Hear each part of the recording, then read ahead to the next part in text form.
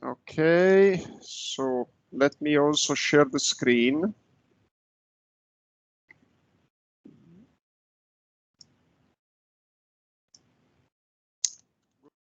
So let's go to our list of lectures.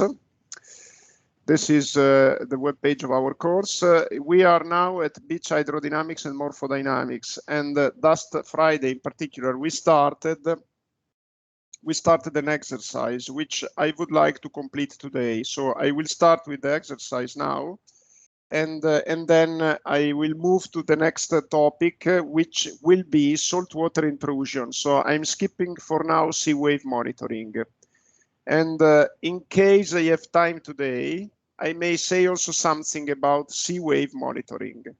Of course, you have to study only the things that I suggest you to study. So if I have time to talk about sea wave monitoring, you have to study it. If for some reason today I don't have time, then you can skip it. But at the end of the lecture today, I will make a summary, okay? A summary of what you need to study. And maybe that I ask you to study individually the last lecture, but I will tell you later today what is required for the exam.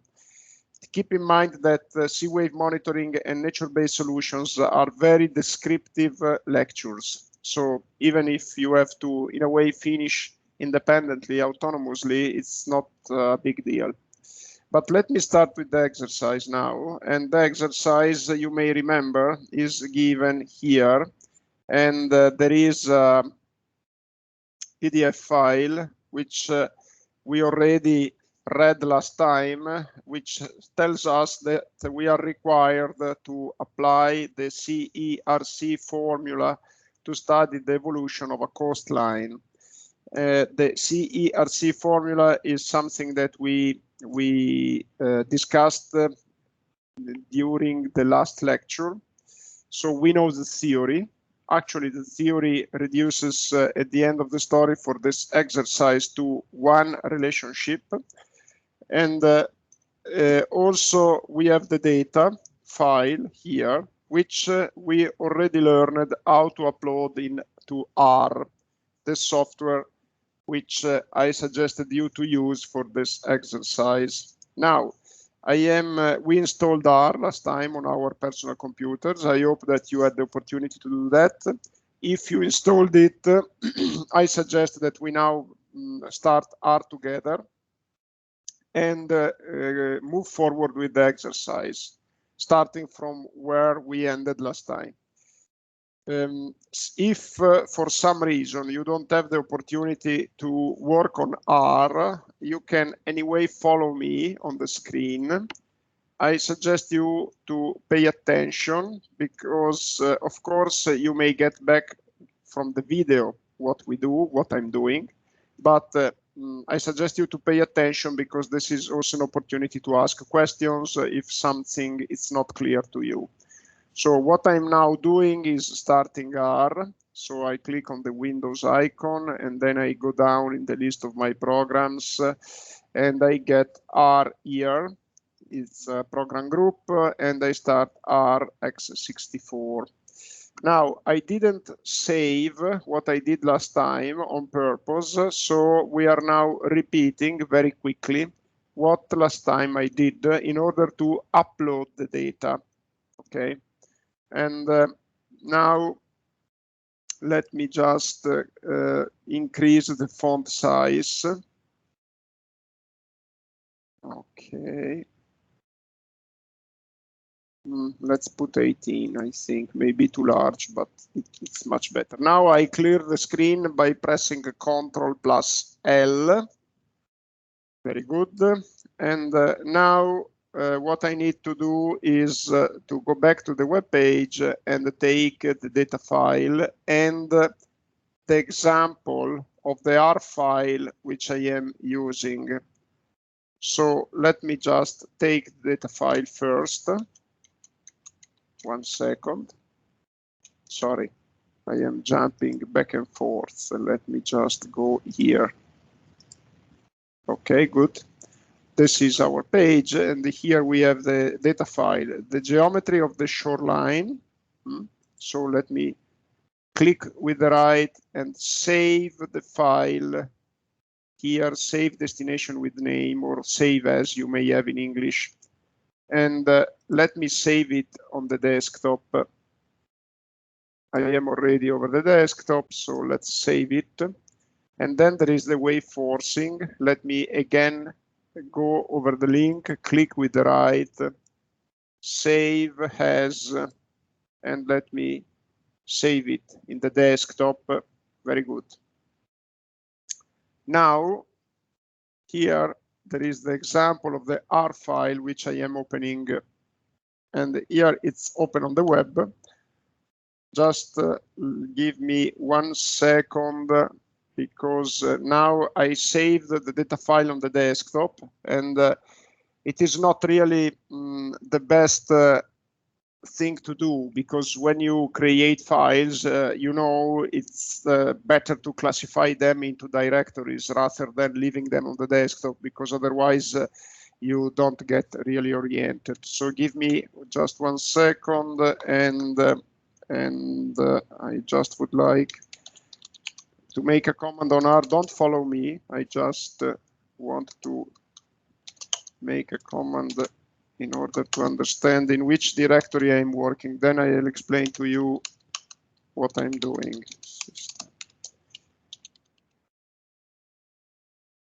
Okay.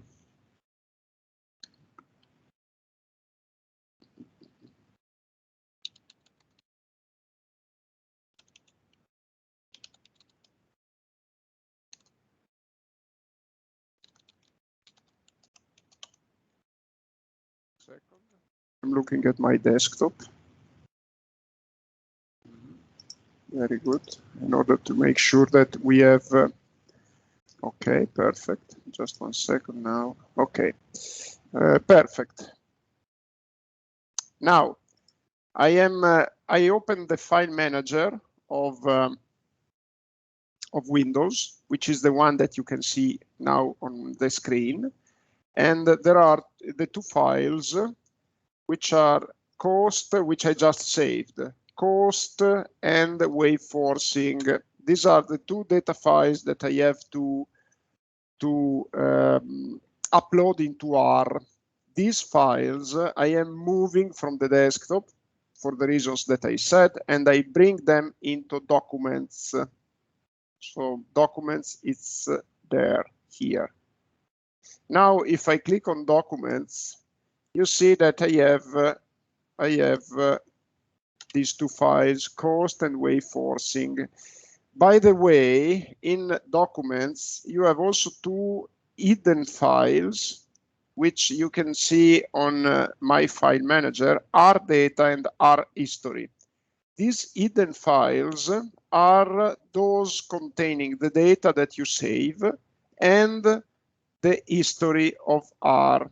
We learned last time that R keeps a list of all the commands that you make, and these are stored in these files. Okay. Now, I put then the data into the document directory, and if you are working with Windows, you have this directory very well visible in your file manager. If you are working with Mac or another operating system, let me know, because what I'm doing now, it's a little bit different if you work on a Mac. Okay. Very good. Now that I moved the data into the document directory, I can upload the data into R. Because keep in mind that R under Windows looks for data precisely into this document directory. If you don't work into this document directory, R doesn't, if you don't put the data there, R doesn't find the files. Good. Now, let's try if R indeed finds them. So I go to my example R file. And you may remember that we went on until we completed the data upload. So let me just redo what I did last time. If you worked already on R last time, you don't need to do this. How can I redo? It is very simple. Okay, I just select what I want to redo. I can include comments, it's no problem. And up here, this is what I want to redo, because this is the end of this selection. It's the point where I got last time. Okay, now let me copy. I click with the right over the selection, copy. Now it's copied. Okay, now I can change the window. I go to R. Here I am. I click with the right into the R console, and I click over paste. Good. You see, everything is fine. I redid what we did last Friday. Do you have any question on this, on what I did? No questions. Okay. Now, a couple of considerations. First of all, you see the advantage of saving instructions into R, into a file, for instance. Yeah, please, go on. Where should I find this command? This orders, where should I find it? Because I just download the file and it's not written in the cost file. No, it's downloaded here. I show you. I go back to the web page. It's example of R file. You see the link where there is my mouse? Okay, thank you. Now yeah, no problem. And of course, but your question is very good, because it gives to me the opportunity to say a few considerations. First of all, what if you don't have it? If you don't have it, you have to prepare it yourself, of course. I give you this example file just in order to save time, because we don't have much time to spend together. But I could have just given to you the text file of the exercise without this example file. And in this case, then you have to prepare it yourself. And your question may be, how can I do it? Because I don't know what I have to do. The answer is, first, from a point of view of the theory, you know what you have to do, because you have an exercise asking you to model the change in the shape of the cost line. And you know from the theory that you can apply the CERC formula in order to get to target. So you know the theory. Let's assume that you know it. Maybe that you don't remember it well, but if you don't remember it well, you just have to take your notes, my notes, and see what you have to do. And then there is a second thing that you have to learn: how to translate what you have to do, which you know in theory, how to translate it to R commands. And this is a difficult part, because you need to know R in order to learn it. We still don't know R. So how can we learn it? We can learn it precisely by taking something that has already been done and redo it, like we are doing now. So this is why I give you this example. I give you this example because I want to speed up your learning curve. And therefore, I give you these instructions. So while you are cutting and pasting, I assume that you learn what these instructions mean. And then next time, even if you don't have a file ready, you can repeat the same application, because you know there are language related to it. Now, this is why I just wanted that you understand what you are doing. You don't have simply to cut and paste, because if you just simply cut and paste, you don't learn. And if you don't learn, you are not able to do the exercise again. This is the question. So basically, learning what you're doing is an important prerequisite. It's an important requirement. Okay. Now, another consideration that I want to make, and let me go to the R console. So you see that here we used some functions. So these first lines here, these are just assignment of variables. This is very easy. And the value of the variables, I took them from the text of the exercise. So this is very easy. There is nothing here to be understood. But from here on, you see that I used some new functions for you. You have to learn what they mean. So this function scan allows you to read a text file. And the text file is a file where I have the data. You see that I put the name of the text file. And R found it because I put the data file cost.txt. I put it in the directory documents. Good. Now, another thing that you have to pay attention to is this function. Any new function requires your attention. What is this function? It's creating an array. It's a function, sorry, that creates an array. And the array contains the coordinates of the cost. Let me just show you. And remember, in the file cost.txt, which we just downloaded, I have the x coordinates of the cost line and the x coordinates of the limiting position of the cost line. The y coordinates are not given there because they are just given with a fixed step. So if I type PR1, which is the name of the array where I put this data, and I put only the first index, I only show the first row, which is the position of the cost line. Now, if I put 2 in the first index, I get the limiting position, okay? And same thing, again, the scan function for reading the other variables. So now everything is uploaded, okay? Very good. Now I clear the screen so we can move forward. Now we have into R all the data we need. Very good. Let's go back, clear the screen and go back to our list. So what is the next one? It's an assignment of a variable, which means that I am taking the position of the cost line from the matrix PR1, and I am putting the first row of this matrix into a vector, just for to feel comfortable. I mean, I don't feel comfortable working with a matrix, also because the matrix includes not only the position of the cost line, it includes also the limiting position of the cost line, which I don't need.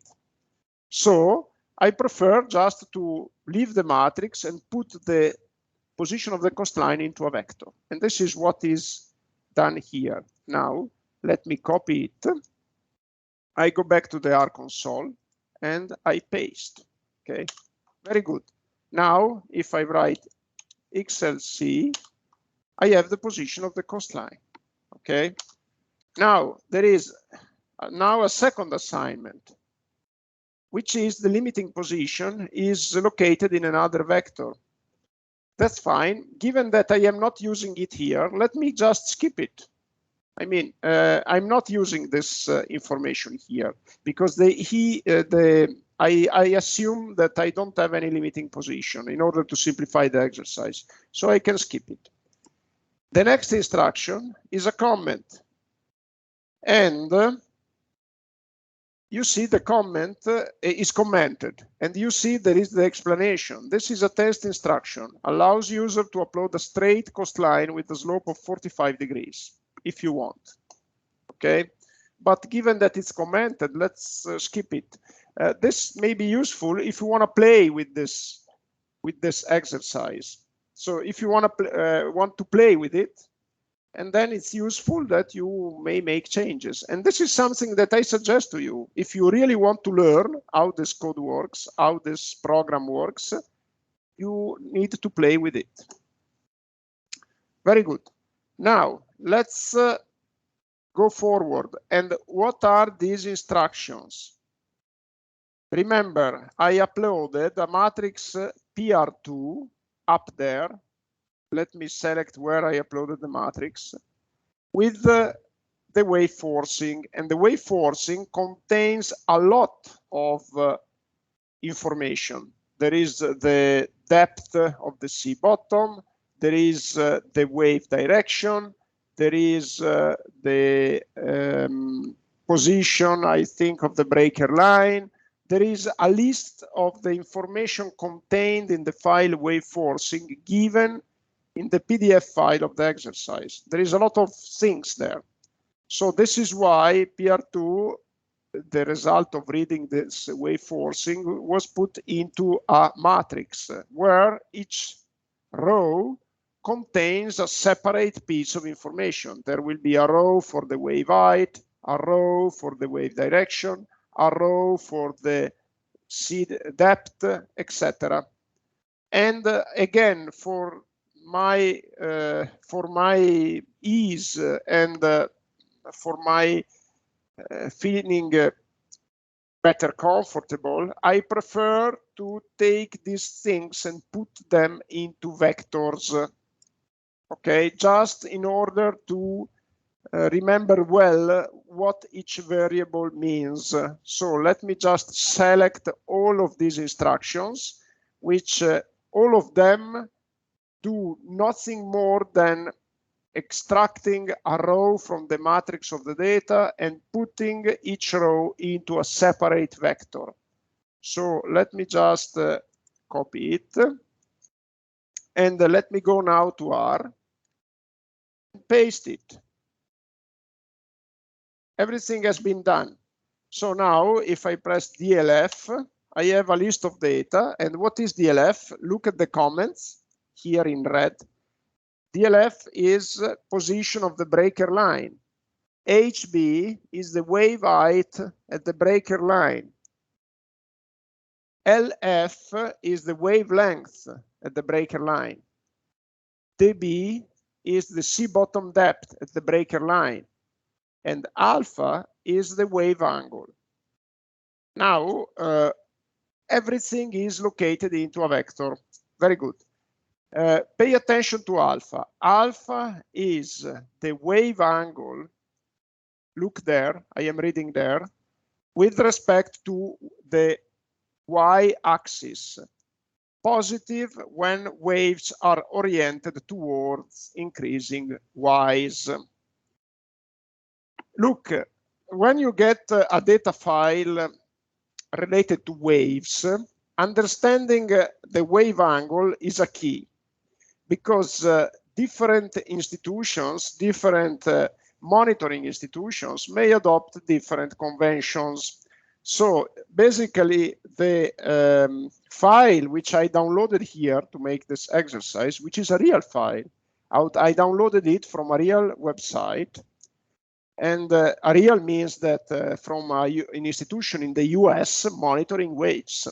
So I downloaded it from there, and they define the wave angle as the angle between the wave direction and the north, the direction of the north. So this is why I decided to use this angle, and I need to specify here what it refers to.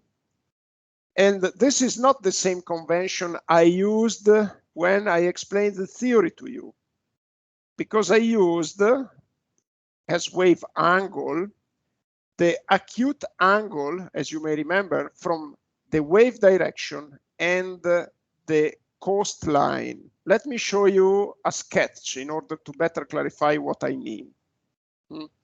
So let me just go back to my website.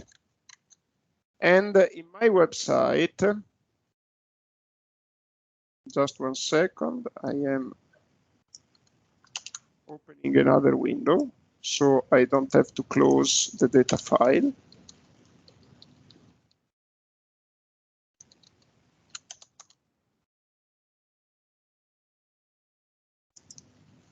Tutorials of coastal engineering.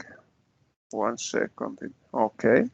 And let me just go to the text of the exercise. Here it is. If you go to the second page, you have this sketch. Now, the wave angle, which I just read and uploaded into R here, it's alpha. The wave direction is this black arrow. And you see the angle alpha is the angle between the wave direction and the y-axis. Very good.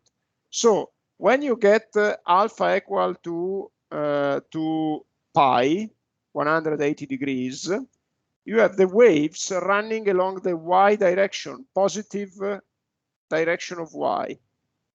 If you have alpha equal to 90 degrees, half pi, you have the waves running along the x direction.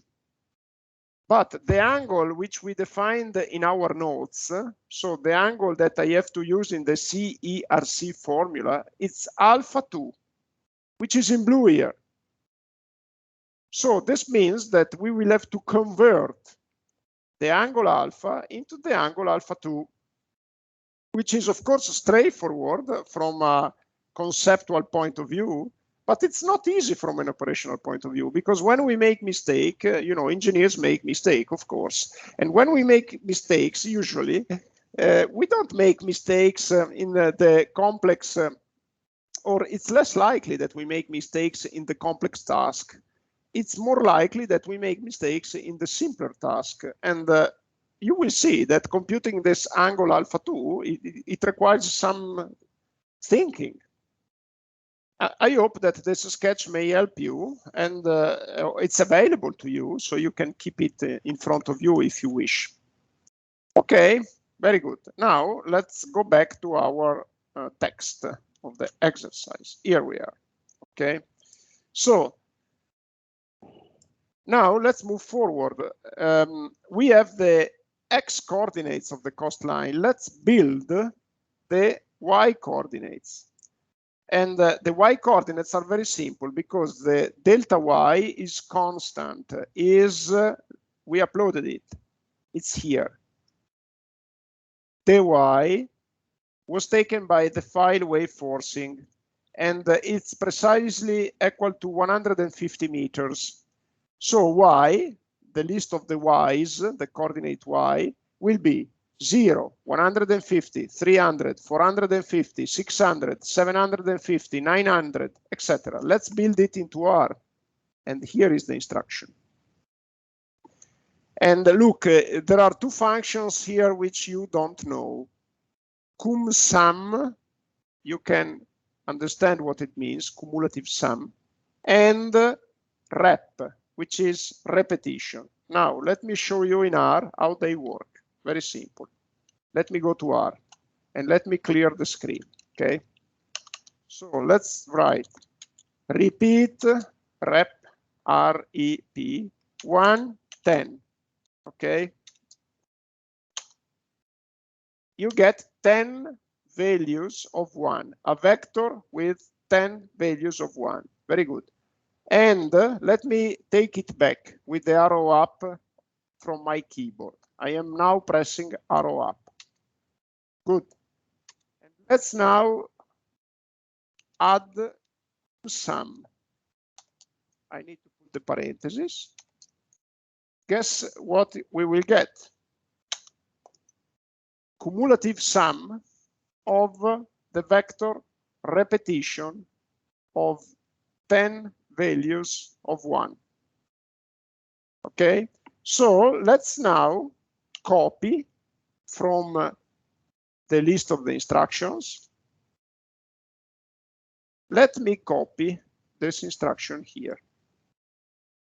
Right click, copy, go back to R, right click, paste. So let's type Y to check. And we got precisely what we wanted to obtain. We are missing the 0 here, okay? And probably it will be put there later on. Why 20 times? 20 times? No, the 0 will not put there later on. We will see. Why 20 times? Because I have 20 x coordinates to define my coastline. Okay, very good. Let's go back to R. to the list, sorry. Now, let's copy this instruction. What does this mean? XLC is the position of the coastline, and this vector will change later because we are studying the evolution of the coastline, and we will study the evolution by updating XLC. So it's better if we keep a copy of the initial value of the coastline, initial position, and let's put it in the variable vector XLC old. Copy, paste. Now they are the same thing. This is XLC, this is XLC old. Perfect, but then XLC will be updated. Let me clear the screen. Now, here there is a function which is new for us, and it's a plot function. And what is plotting here? It's plotting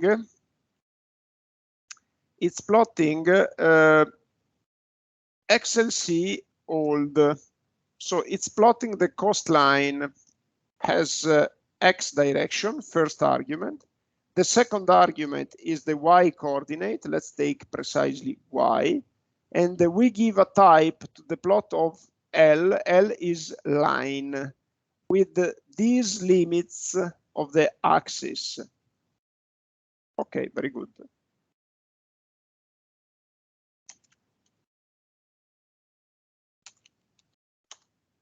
And here is what we get. This is a plot of the coastline. Fantastic. It was quite easy to get it. Okay, very good. So this is then a coastline with the coordinates given in this arbitrary system. Usually you will get geographical coordinates of the coastline, but doesn't matter. Okay, let me close this graphic window and we get back here. Just 1 second, because I want to see one thing, because I see here an instruction lines. This adds a line to the plot, but we don't have any need of this instruction here. In fact, it's commented. I think it is commented. I'm not really sure, but let me see if it is commented or not. I copy and paste. Oh, it's not commented, so this is to be changed because it's premature here. Okay. So let's forget about this. I will remove it. Now, let's give me 1 second. No, I wanted to remove it now, but it takes some time. So let's just forget this, okay? I will remove it later. Okay, now let's define the vector of the sediment transport. And let me put zeros there for now. Remember, vectors are to be defined in R before using them. So it's just a repetition of zeros, you see. But this vector at the end of my computing will contain the new position, sorry, it will contain the sediment transport in which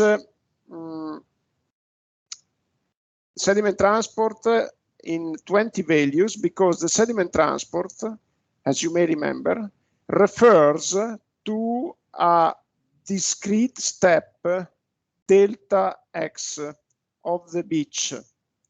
So each sediment transport value, it's a volumetric rate, refers to a very short portion with a width equal to delta x of the beach. And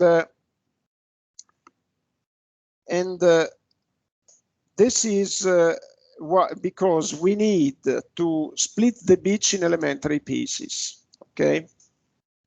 So given that the coordinates have been given with by subdividing our beach in 20 pieces. I have 20 coordinates. Then let's assume that our piece of beach where we want to compute the sediment transport is precisely given by these pieces identified by the coordinates. Okay, now let's move forward. Oh, here we have something new. And what is this? It's a for instruction. It's a cycle. Now, remember, when you use a programming language, whatever it is, any programming language has two essential structures. One is the cycle, and the second one is the conditions. The cycle allows you to repeat instructions many times. And it is particularly useful in cases like this one, where we have split the beach in 20 pieces and we need to remake the same computation 20 times. So it is particularly useful to use a cycle. And the cycle in R is written in this way. And let me give you an example. Let me go into R, okay? So first, we need to define a variable, which is the variable cycle, that is incremented by unity anytime the cycle is executed. So let's take as variable cycle I. What is the range of variability of I?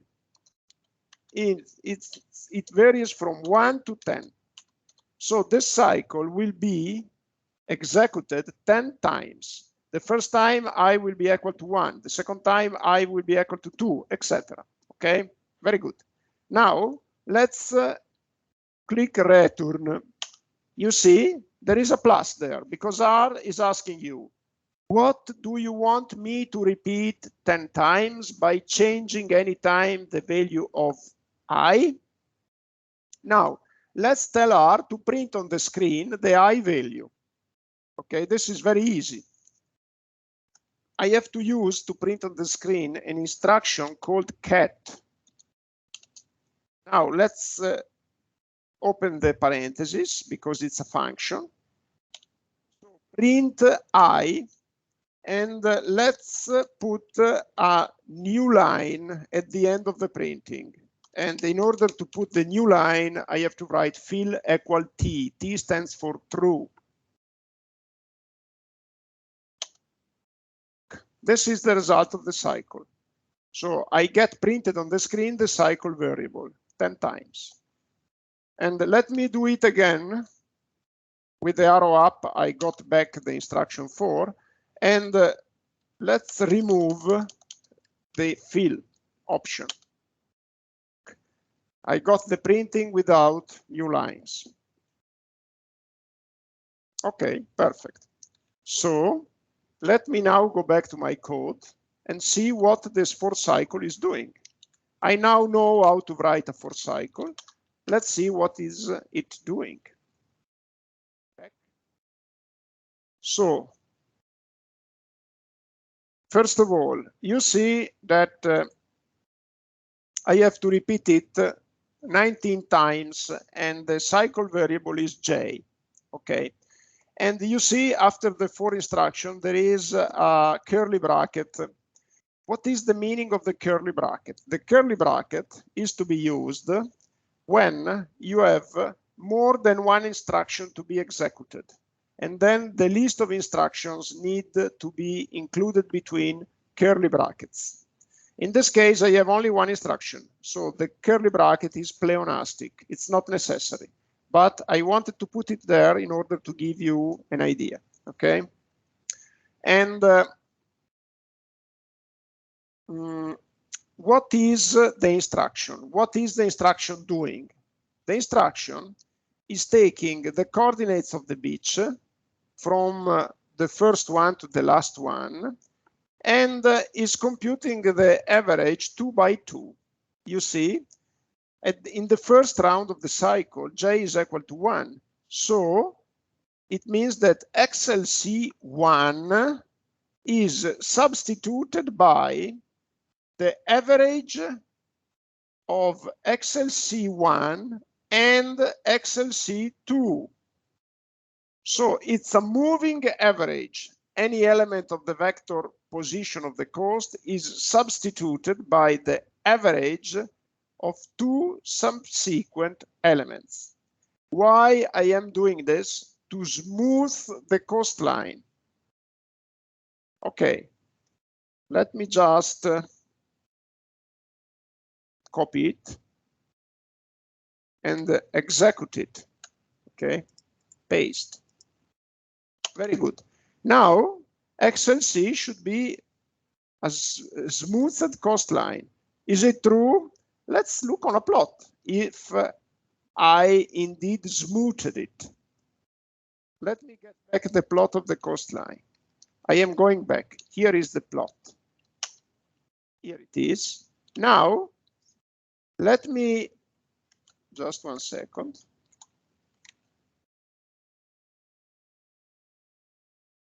I want to show you both the plot and the console. This is the console. And now let me put here the plot. Where is the plot gone? Let me plot it again. I can't find it anymore. I don't understand why. Just 1 second. It's not here. Okay, let me do like this. Okay, here it is. I don't understand. Ah, okay, now I see why. So the plot cannot go out of the, so I cannot show them together. Okay, it doesn't matter. Okay, let me just now put on the plot the smoothed coastline, because here I plotted the XLC old. Now let me plot XLC, which is the smoothed version. But in order to plot over an existing plot, I use lines. XLC, and then I put color equal red. Let's also put the width. Let's double the width. With this argument in the function lines, in the function plot would be the same. I double the thickness of the width of the line. Now let me go back to the plot. I don't understand why. Let me see. Here it is, but I don't find the lines. Okay, let me just 1 second. I am redoing it, and just let me.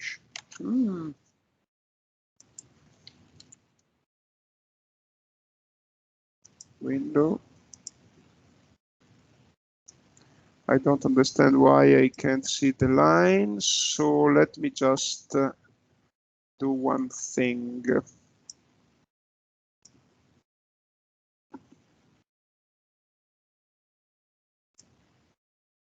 Okay.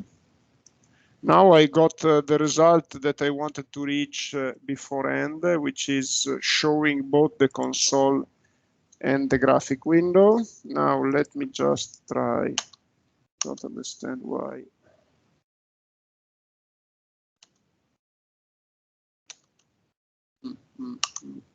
The lines are not showing up. Let me see. Ah, yeah, it's not showing up because I forgot the Y coordinate. Sorry. Here we are. Now you see it's smoothed, and the way I smoothed it is by averaging the X. Okay, for the same Y, I averaged the X. And so you see that what I obtained is a smoothed coastline. Okay. Okay, very good. Now let's move forward. And of course, by smoothing the coastline, let me go back to, sorry, to the graph. I obtained a coastline in a new position. So this is an approximation that I did. It's an approximation which is fine. Why? Because actually, when we monitor beaches, we monitor the shape of the beach with a discrete approach by taking the coordinates of fixed point. But in this case, we obtain a shape which is not the true shape, and which is characterized by angle and spikes. In the reality, in a real beach, we don't have angle and spikes. And so if you look at the black line, you see that there are spikes here and there, okay? And instead, the red line, the black line has spikes, the red line is more regular. And I wanted indeed to make it more regular. Okay, good. Now let's go back here. And so we completed up to here. Very good. Now we have another 4 here. And it's a cycle along the time steps.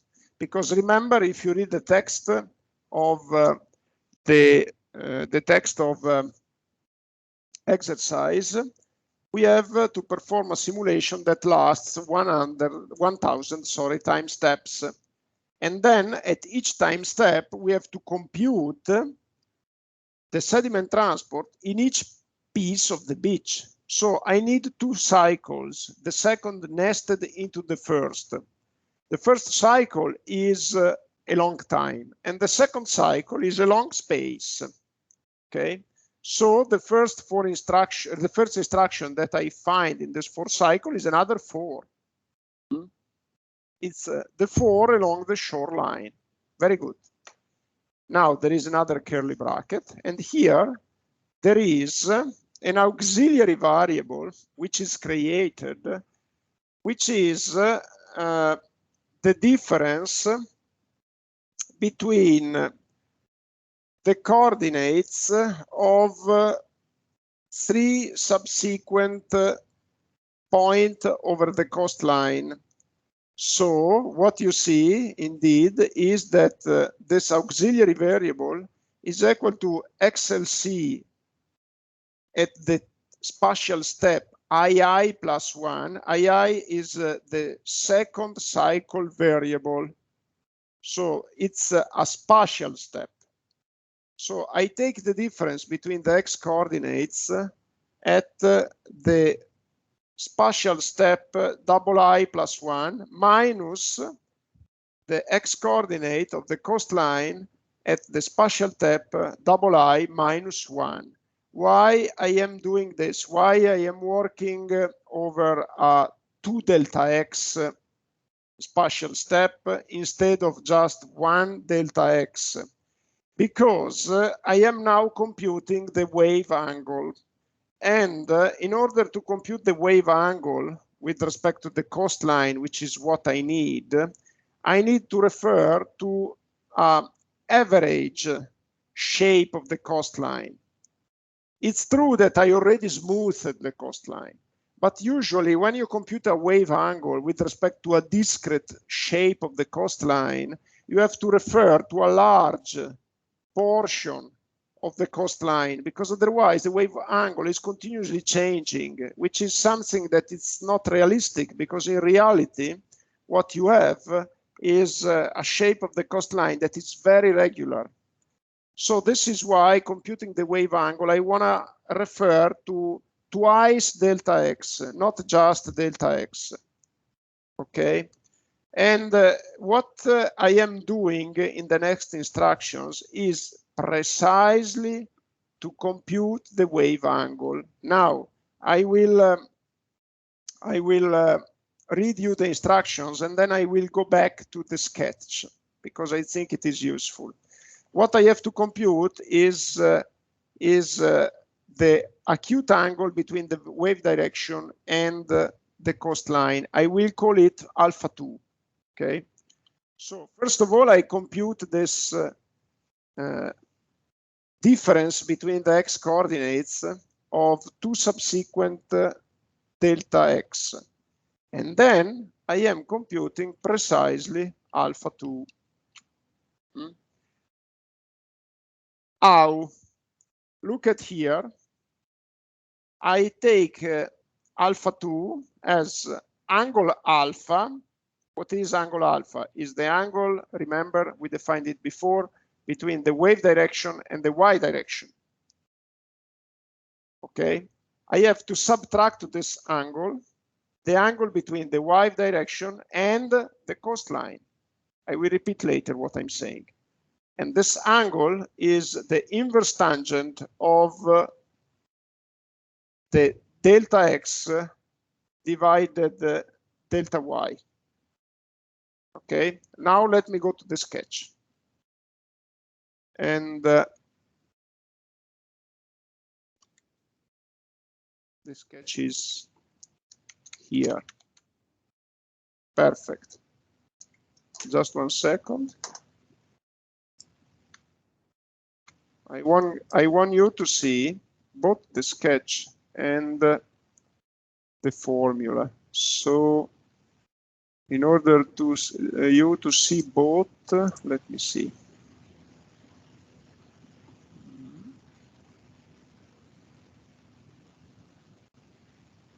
Here.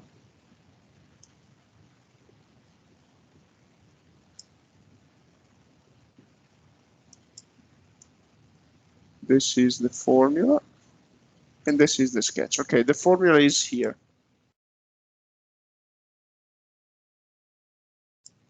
Okay. So I know alpha.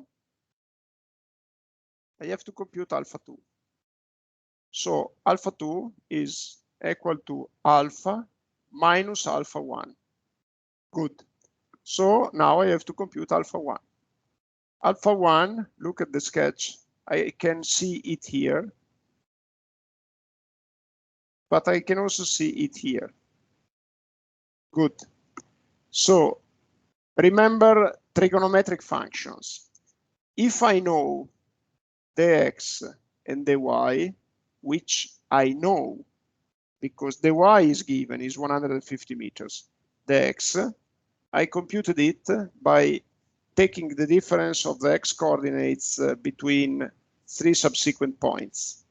This difference gives to me delta x by 2. So I have to divide this difference by 2 in order to get the delta x. Because remember, I consider 3 points, okay, in order to make it more regular.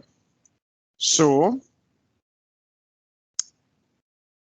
let's look at this formula. Alpha 2 is equal to alpha, perfect, minus alpha 1. Alpha 1, I can compute it by the ratio of the change of x divided by the change of y. And this ratio is the argument of an inverse tangent. Okay, this is simple, a simple trigonometric function.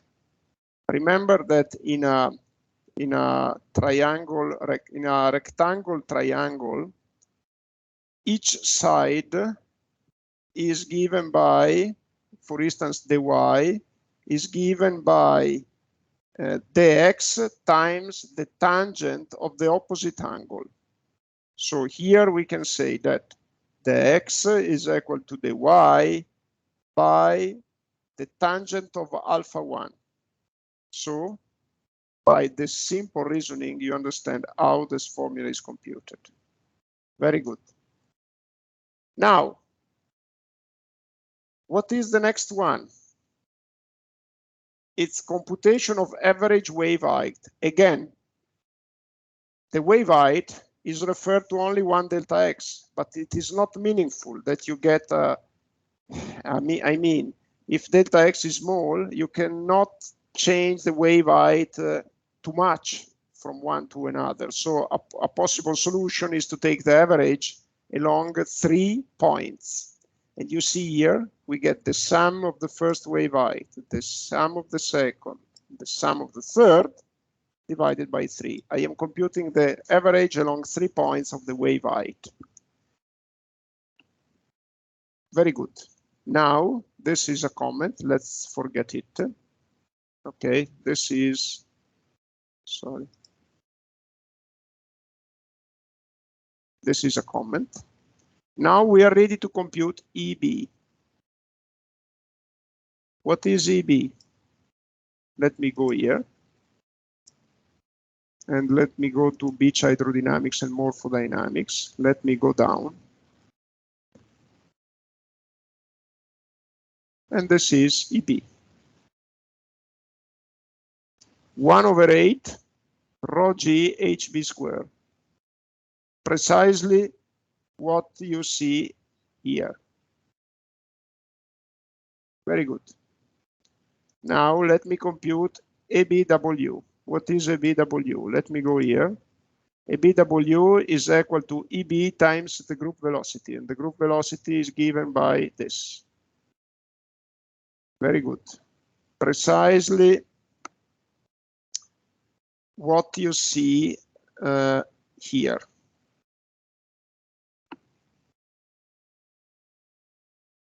Very good.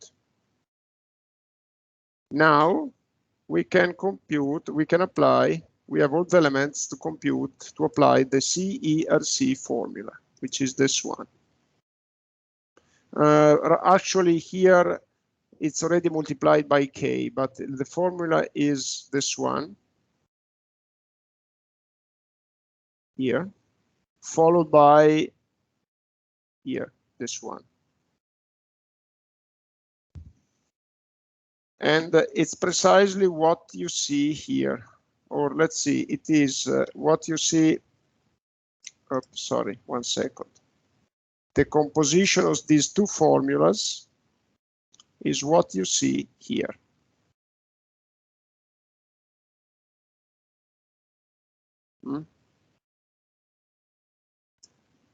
Okay, so this is precisely the volumetric sediment transport rate.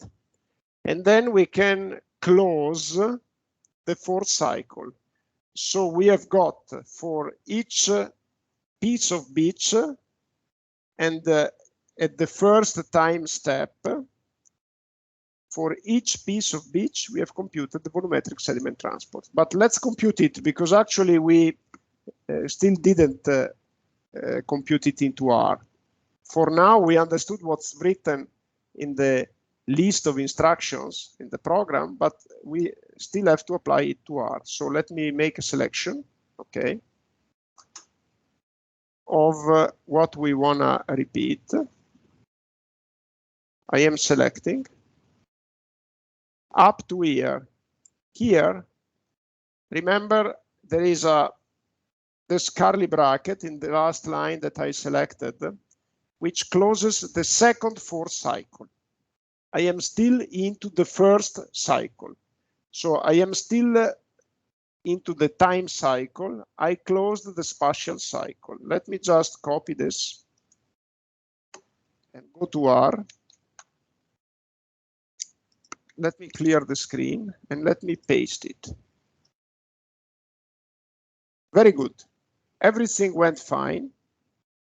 But you see that R shows to me a plus sign. R is still waiting for something. Why? Because we are still in the time for cycle. We have to complete it.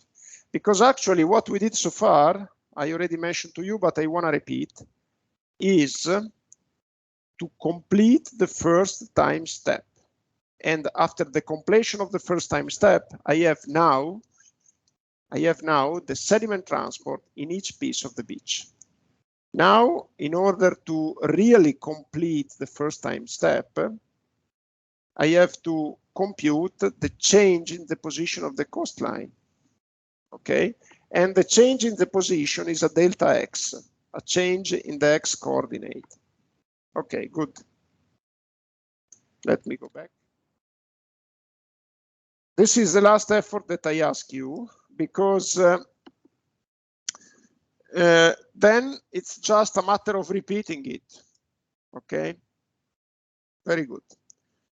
Now, what we have to do is precisely the following, and let me open a graphic window, just 1 second.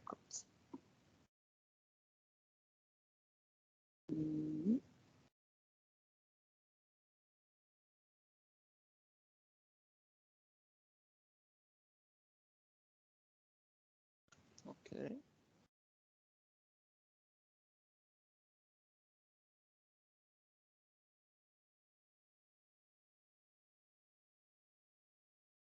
Here we are, but I want to move on the graphic blackboard. So give me 1 second because I need to share the screen and share it again. Good. And let me open a sheet. Actually, I think it's better if I open OneNote. Just 1 second. I'm not used to OneNote, so I have the habit of opening a Paint Shop-like program, but let me use OneNote because it's much better. This is our last. It's nice because it's our last sketch on the one-line model, which is what we have to use now. But actually, let me delete it because otherwise I cannot really do anything new. 1 second. Okay. And here. Now,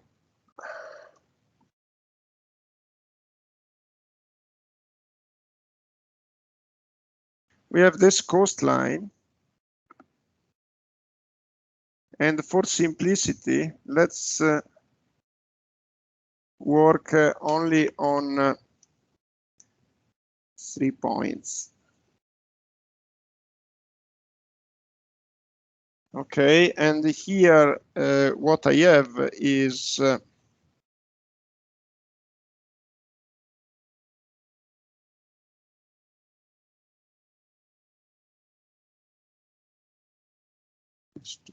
here what I have is delta y is constant, so let's put it here.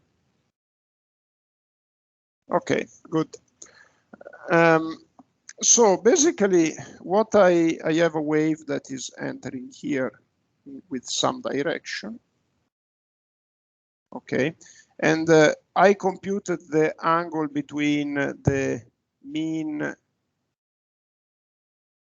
So it is something like this. This is the mean position of the coastline, and I computed my angle alpha, which is here.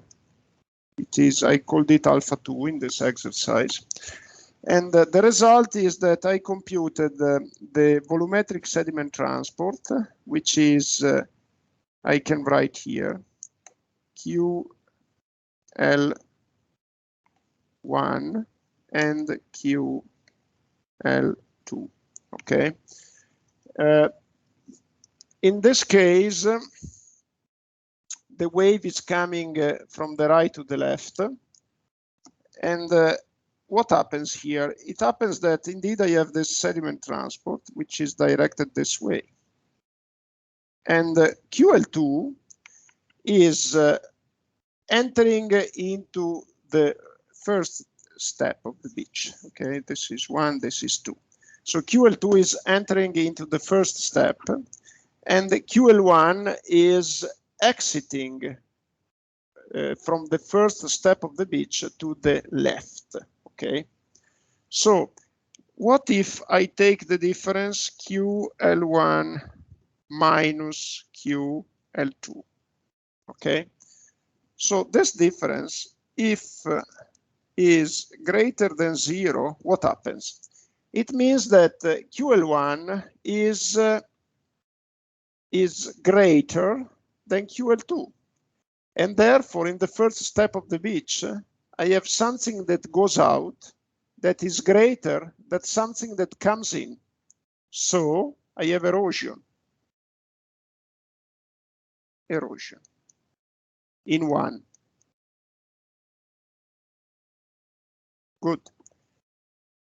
If it is negative, I have accretion in one. Okay, so what I have to do is to compute this difference. So in this case, I may have erosion. I may have accretion. It depends on the value of this difference here. Okay, so now I understand why. Let me just go back to the previous screen. I understand why here in R, I am computing the difference. dql is equal to the diff function operated through QL. And so let me copy it into R. Copy. Control L. Okay, we are still into the fourth cycle. Very good. Now we have computed the difference. Now, basing on the sign of the difference, we have to advance or to retreat the coastline. And this is to be done for each spatial step. So let me open another fourth cycle, because I have to go in each spatial step. I am still in the first time step. I have to go again into each spatial step to compute the advance or retreat of the beach. So let me copy it, paste. Let me go back to the list. And now I have to compute this variable, which I call DCSI, which is advance or retreat, depending on the sign. And what I do in order to compute this is to refer to the one-line model. Let me get again back to the theory.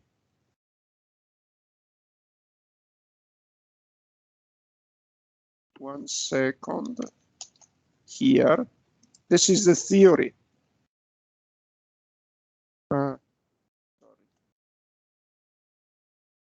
This is the theory. This is the sketch of the one-line model. My DCSI is this delta xi. Look at my mouse, which is rounding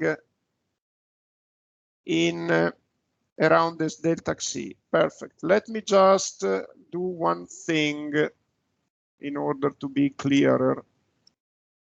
I move the figure on the graphic blackboard. Just give me 1 second. I'm not really sure if I can. Okay, just 1 second.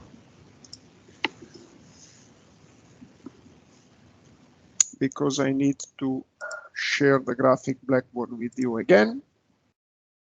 Be patient. Now you see the figure again. Let me minimize it and put it into OneNote. Here we are. Here we are. Okay. Very good. So the quantity which I'm computing now is this delta xi, and how can I compute it? I know the yellow volume. The yellow volume is the difference between the sediment transport getting into the piece of the beach minus the sediment transport that is going out. So I computed it. I just computed it in R. So I know the yellow volume. And I can treat this volume as a parallelogram in 3 dimensions. And basically, if I take this volume and I divide it by the sea depth here, which I know, this I think I called it BD or something like that. Maybe it's, I don't remember, but in any case, I know it, okay? I know this, and please take into account that here I am referring to a situation. This sketch that you see on the blackboard is a sketch that is conceived in this way in order to give you an idea, a magnified idea of the scheme, but actually what you find in the reality is a coastline that is a beach line that goes up like this. So it's not this one, it's not elevated, the beach line, no. Here it's elevated because they wanted to make a clear sketch, but what you actually have is something like this. So the volume, the yellow volume, is something like this one, okay? This is the volume which I computed with the difference. Okay, now if I take this volume, I divide it by the sea depth, and I divide it by the delta y, I get an estimate of the change in the x direction, which is delta xc. Okay, now let's translate it into R.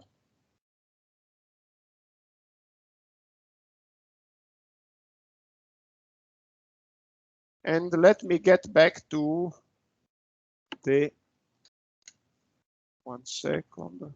This is not what I need, and what I need is here. Let me just cut and paste this formula. And this is just copy, perfect, the estimate of the xc. I go into R. Good.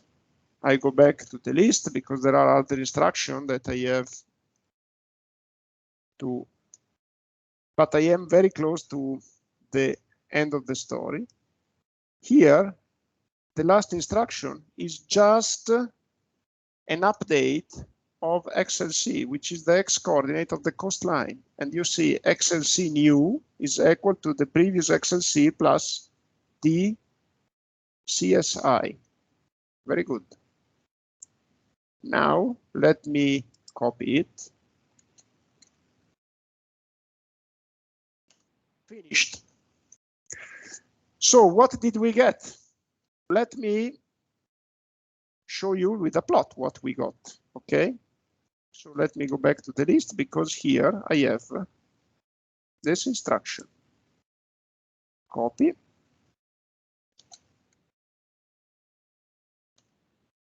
This is the new position of the coastline.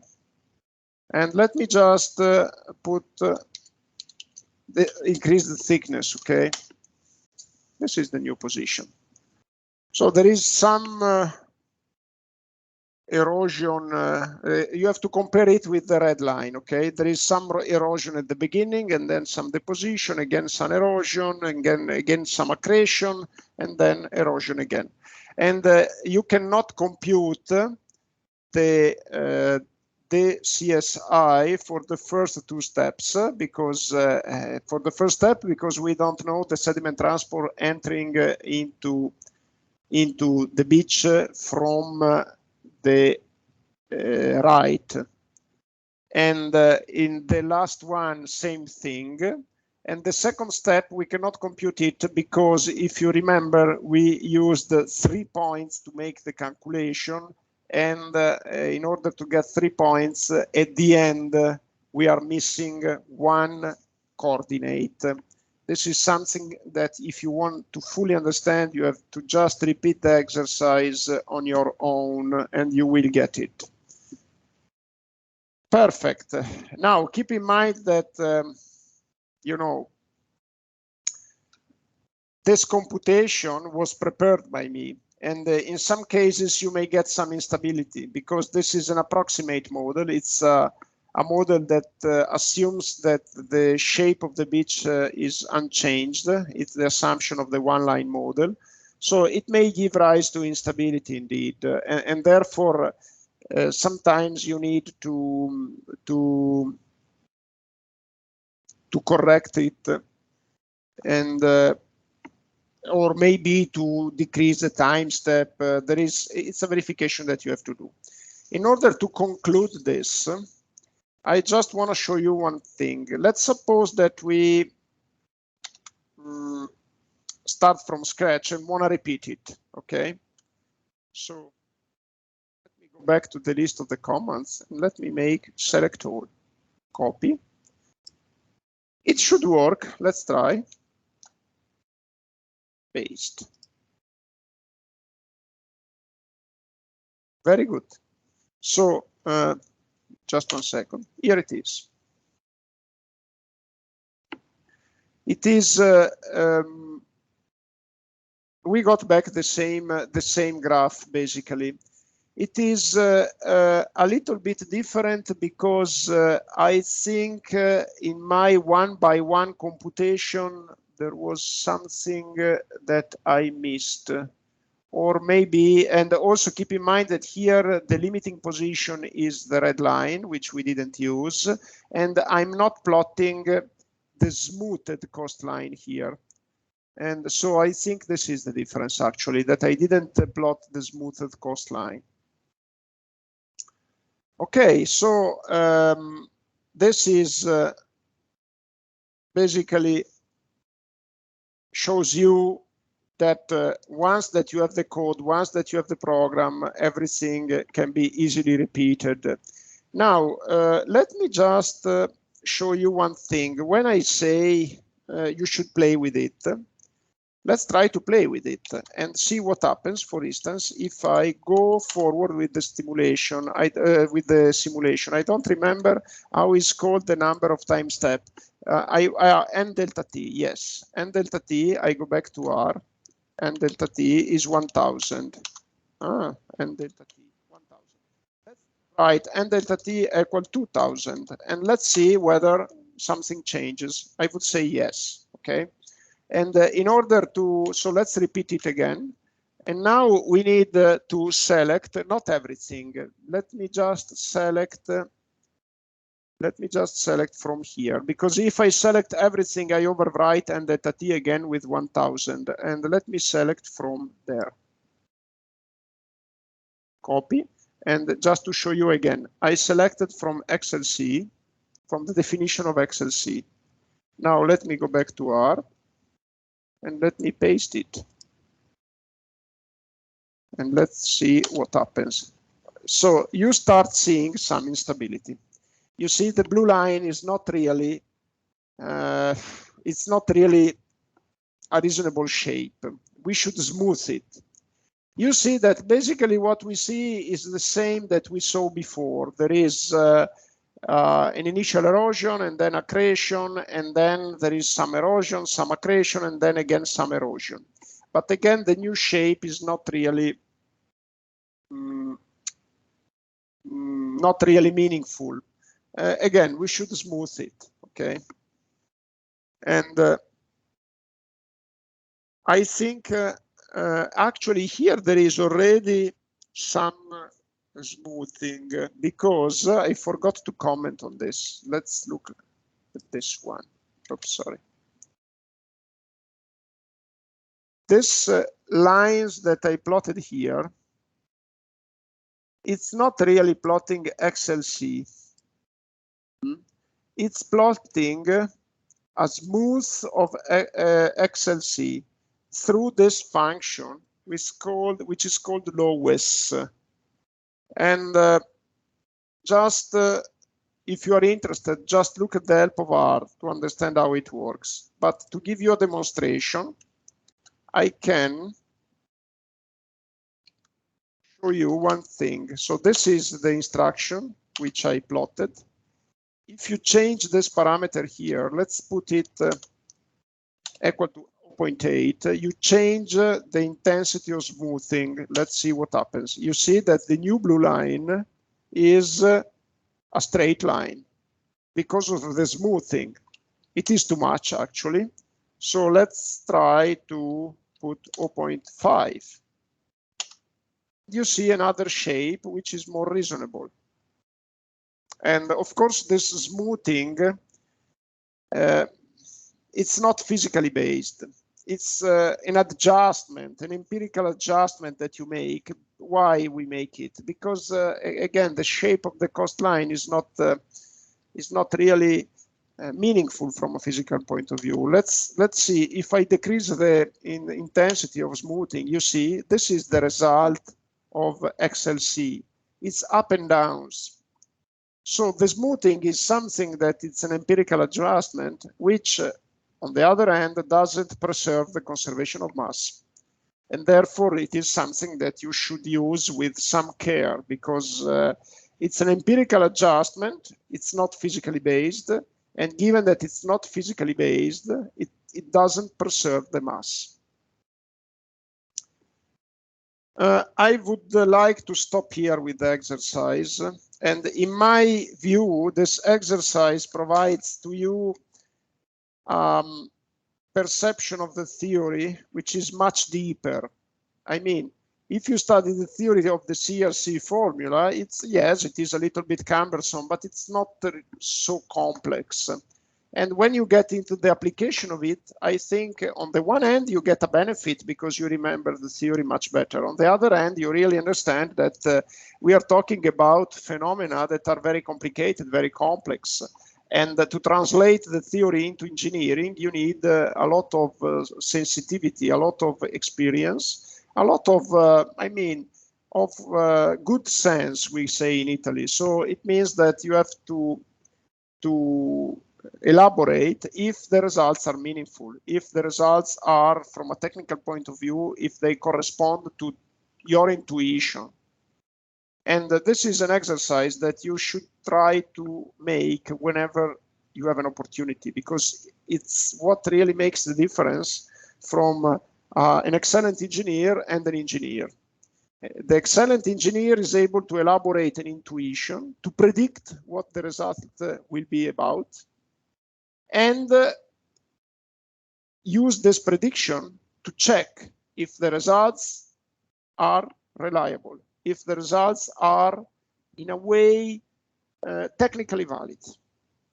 And so this is why I think you should try to experience this, to try to practice this, elaborate an intuition. And the intuition is, I think it just needs some effort to elaborate it. And you don't need a particular experience. And once that you elaborated your intuition, I think it's already a significant step towards an excellent engineer. Do you have any question on this while I can start closing windows, etc.?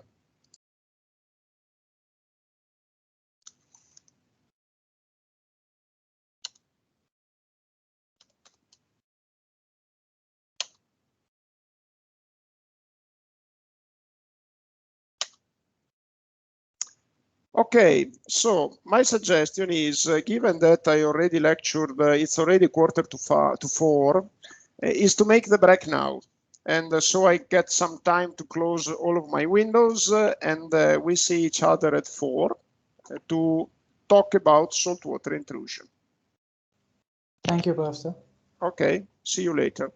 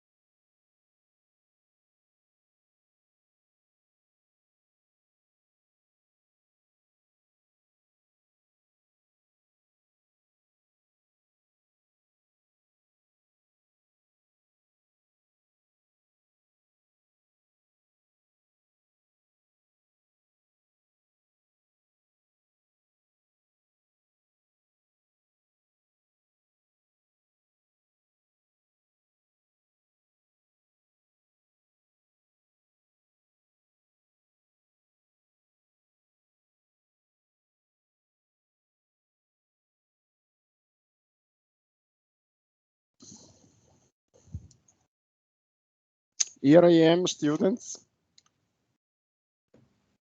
Yes, Professor. Okay, just 1 second. I open. I share the screen.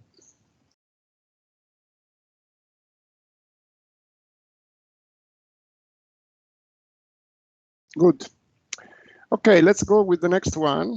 It's, as I said, let's skip sea wave monitoring for now, and let's focus on saltwater intrusion. The web page is very detailed, self-explaining, and I will make a summary. There is a lot of description about the process, the problem, and the impact of saltwater intrusion on modern society and in particular on water resources.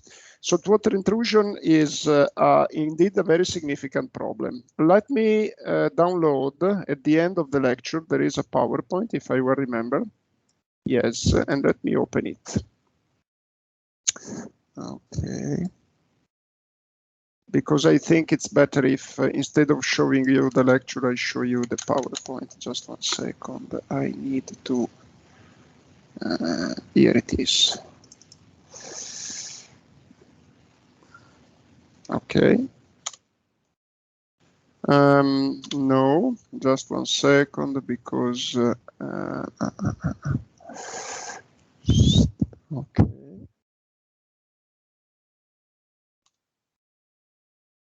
Still. Just let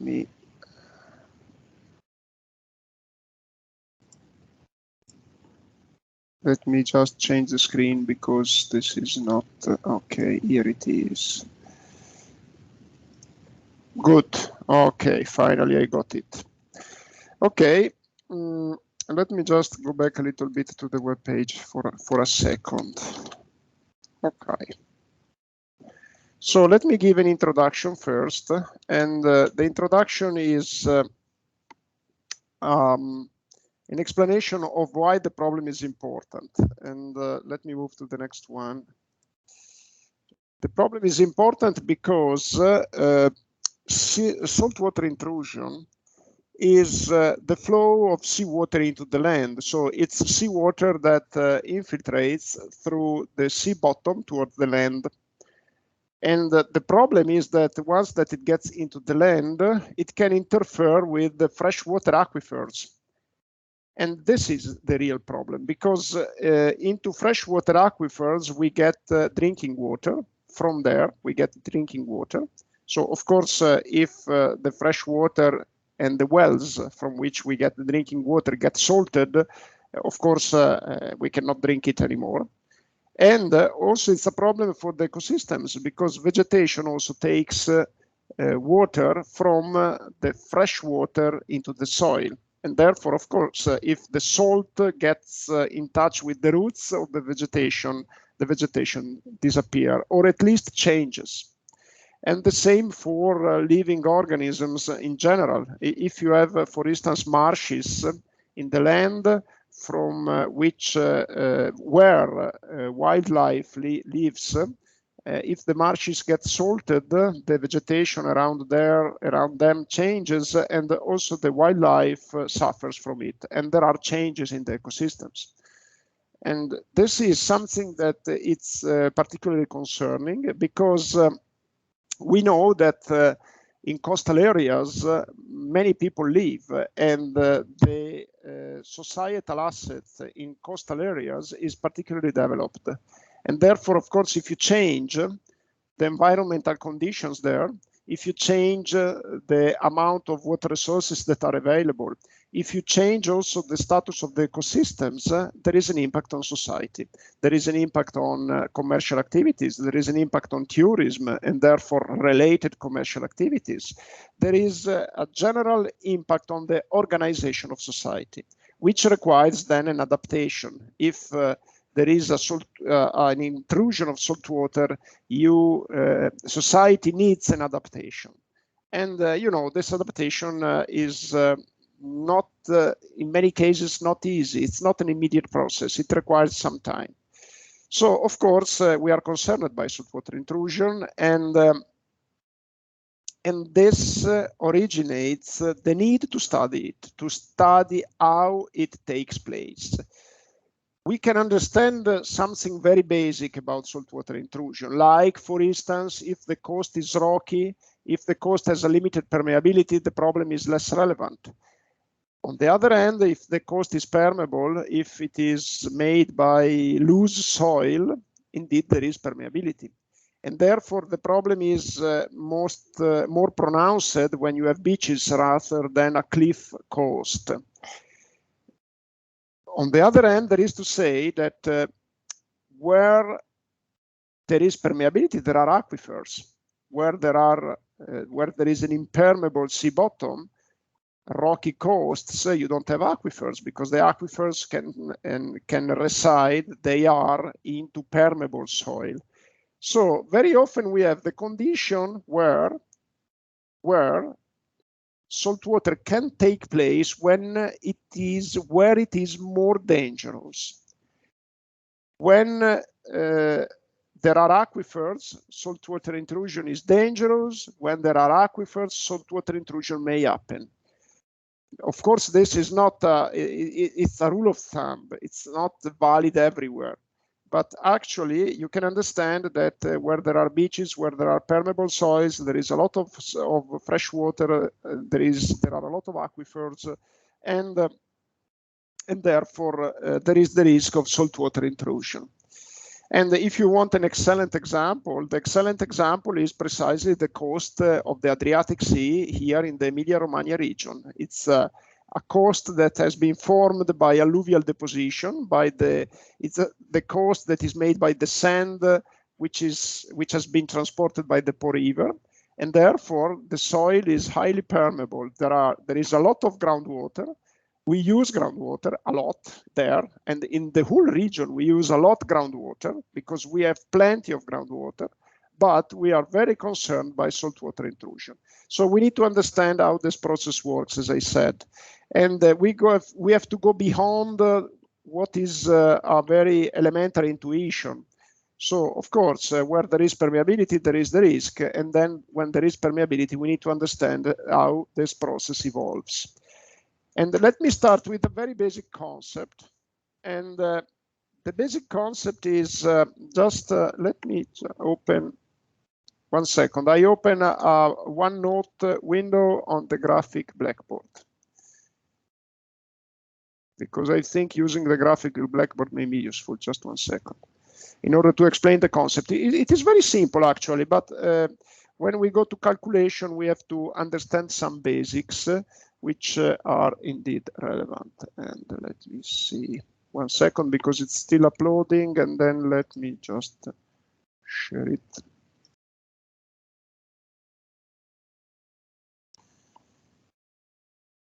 Okay.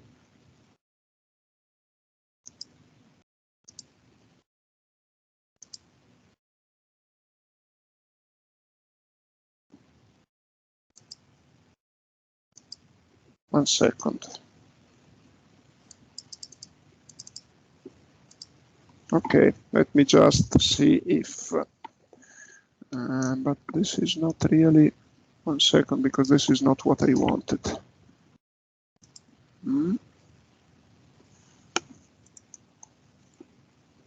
Okay, this is what I wanted to get. You should see it, and let me just delete it. Okay, very good. And let me.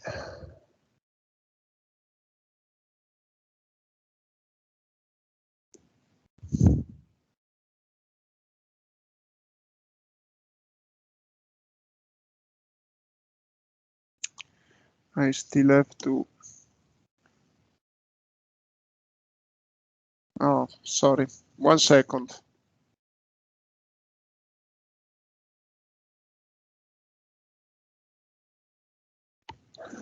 Okay, now we are there.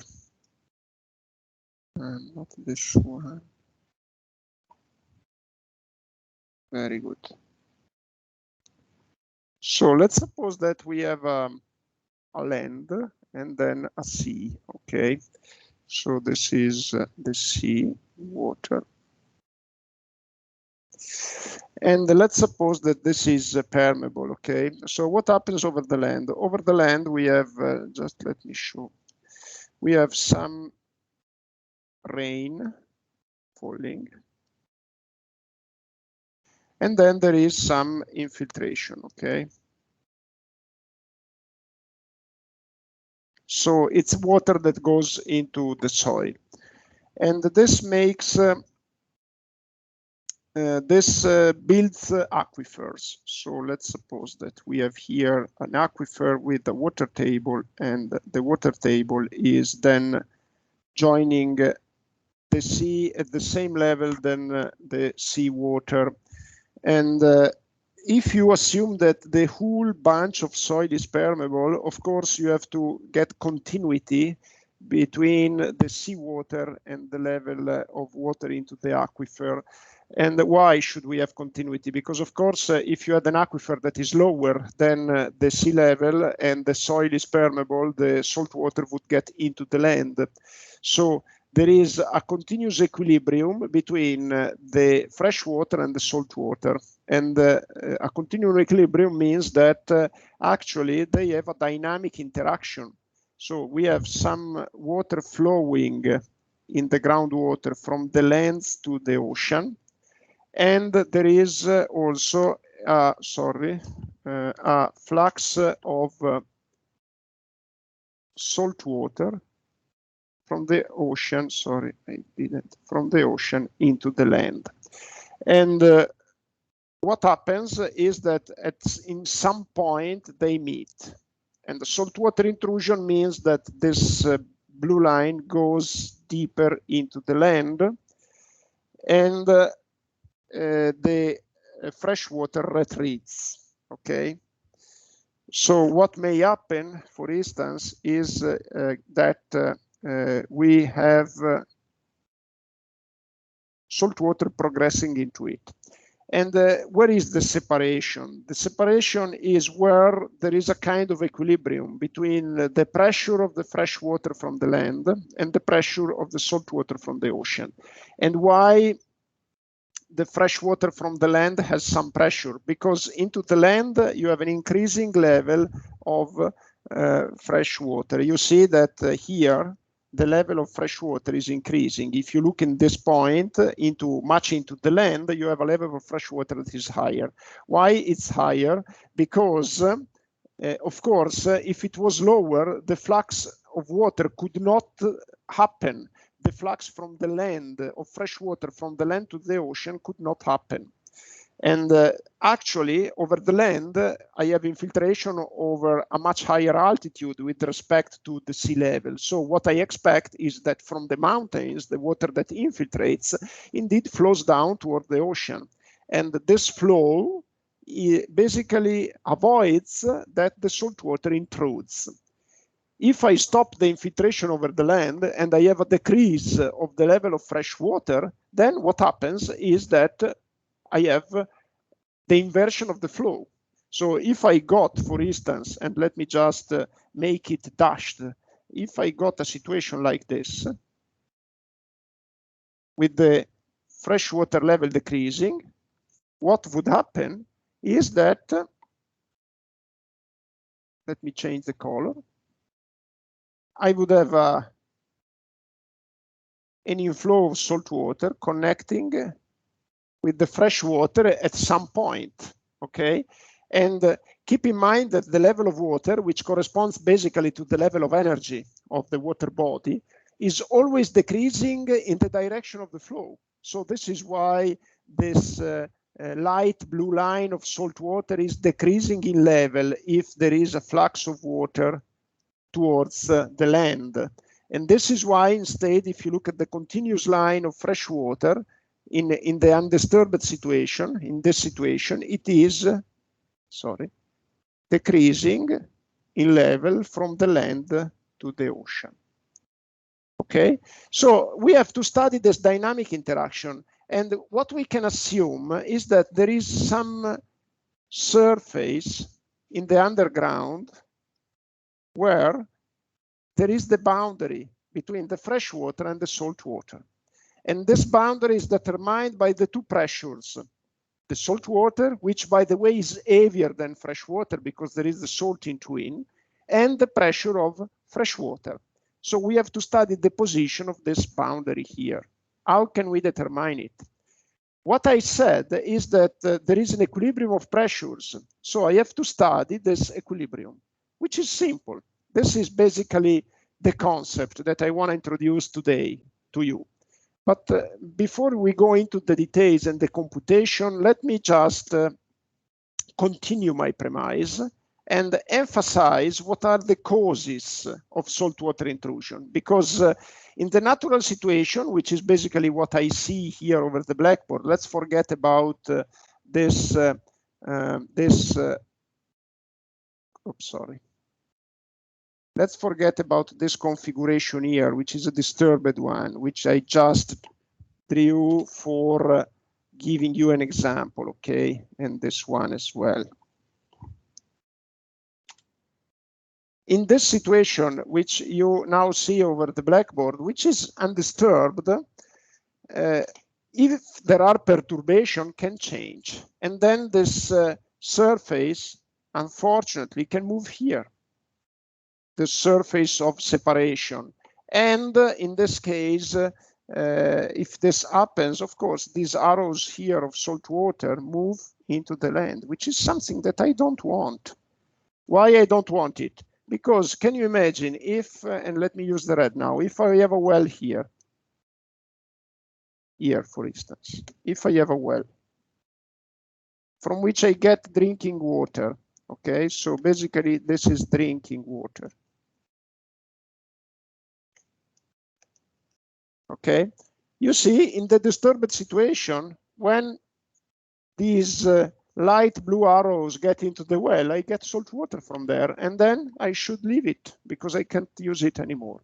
So let's understand what are the causes that can perturb this equilibrium situation and give rise to a situation where I get salt water from the well. And let me just look at the causes. Okay, very good. Let me again show you the presentation. 1 second.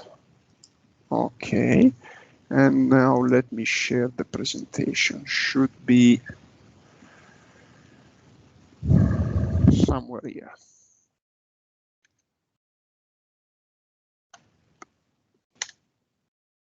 Okay, let me.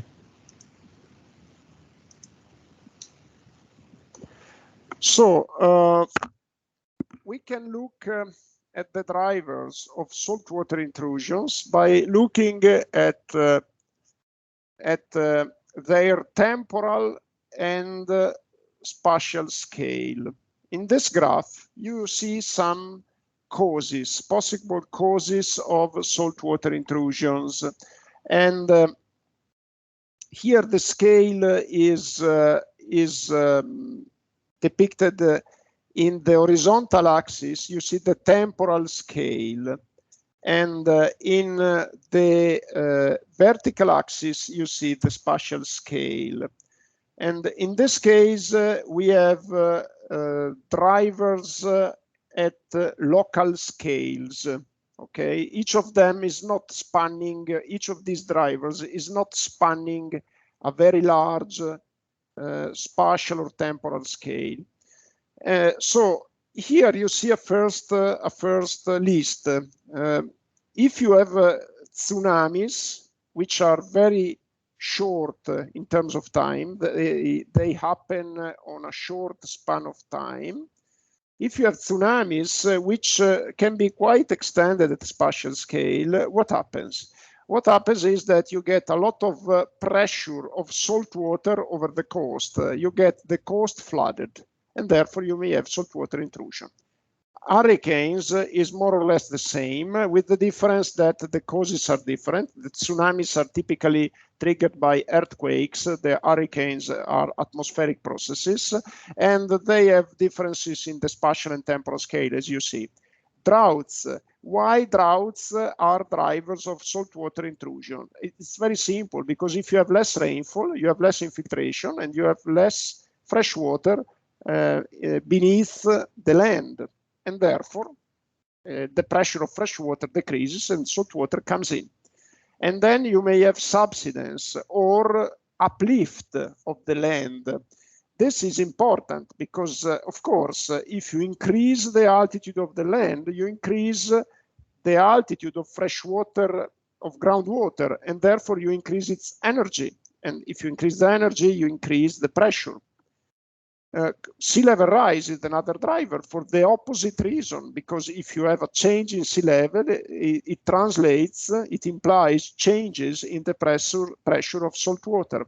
And climate changes or oscillations, of course, it's if you have a climate variability, can be a driver of saltwater intrusion. Let me show you the next slide, which is larger scale drivers.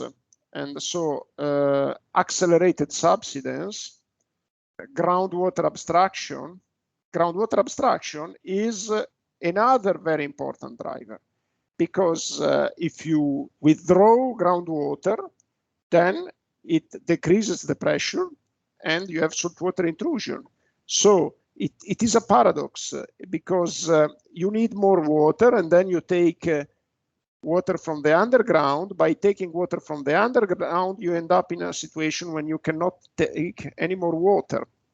And then there is river modification. River modification changes the infiltration from the rivers.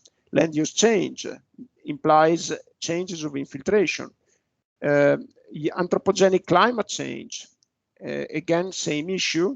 Land drainage is another driver, because if you drain the land, you decrease the infiltration.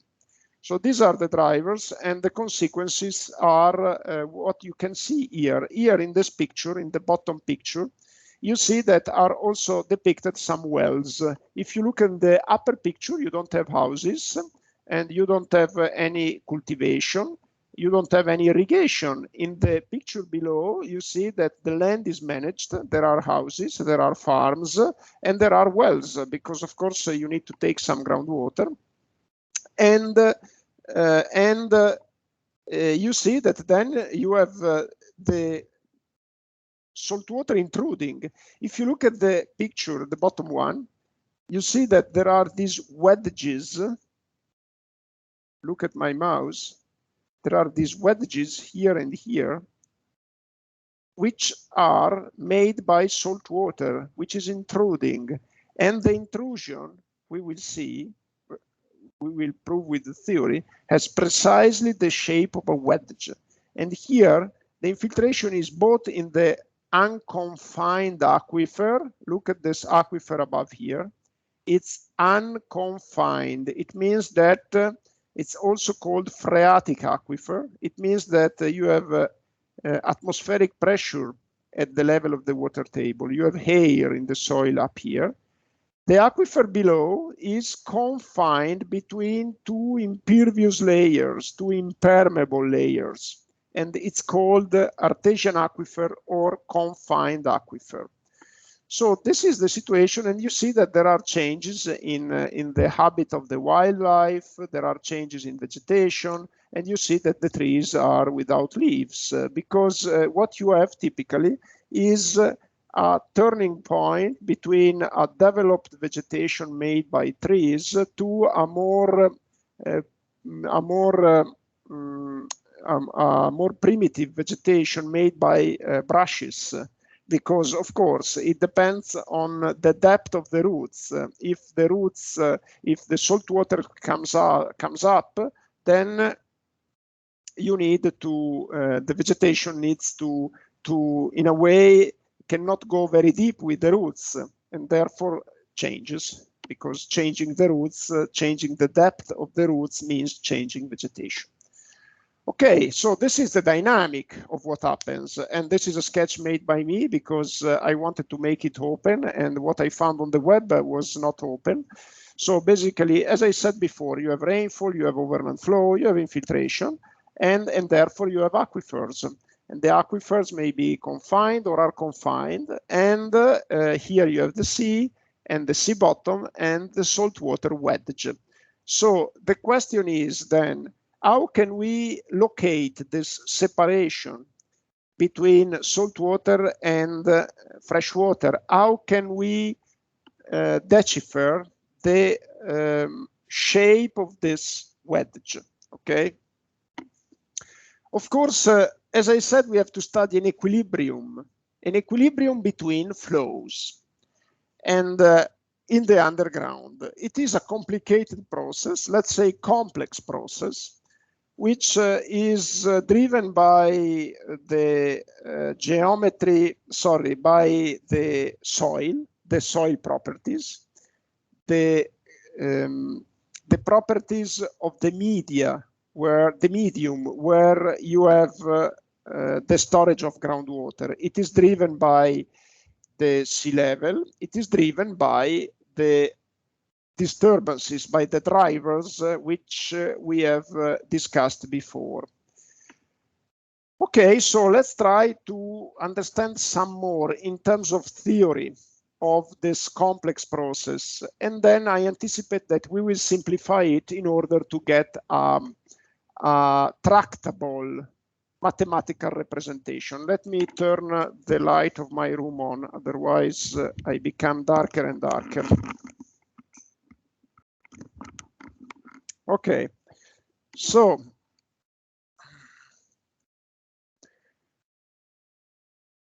how can we study the movement of flow in the underground? I think some of you already had some background on it. It's a water flow through a porous media. And so, as I said, it's a bit complicated. On the other hand, we can simplify it.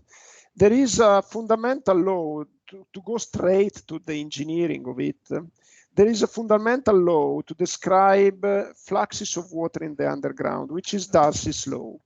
And first of all, let me anticipate one thing. I am discussing Darcy's law because it's the basics of the theory of groundwater flow. On the other hand, the mathematical model that I will propose to you to locate the separation between freshwater and saltwater will not make use of Darcy's law because it will be simplified.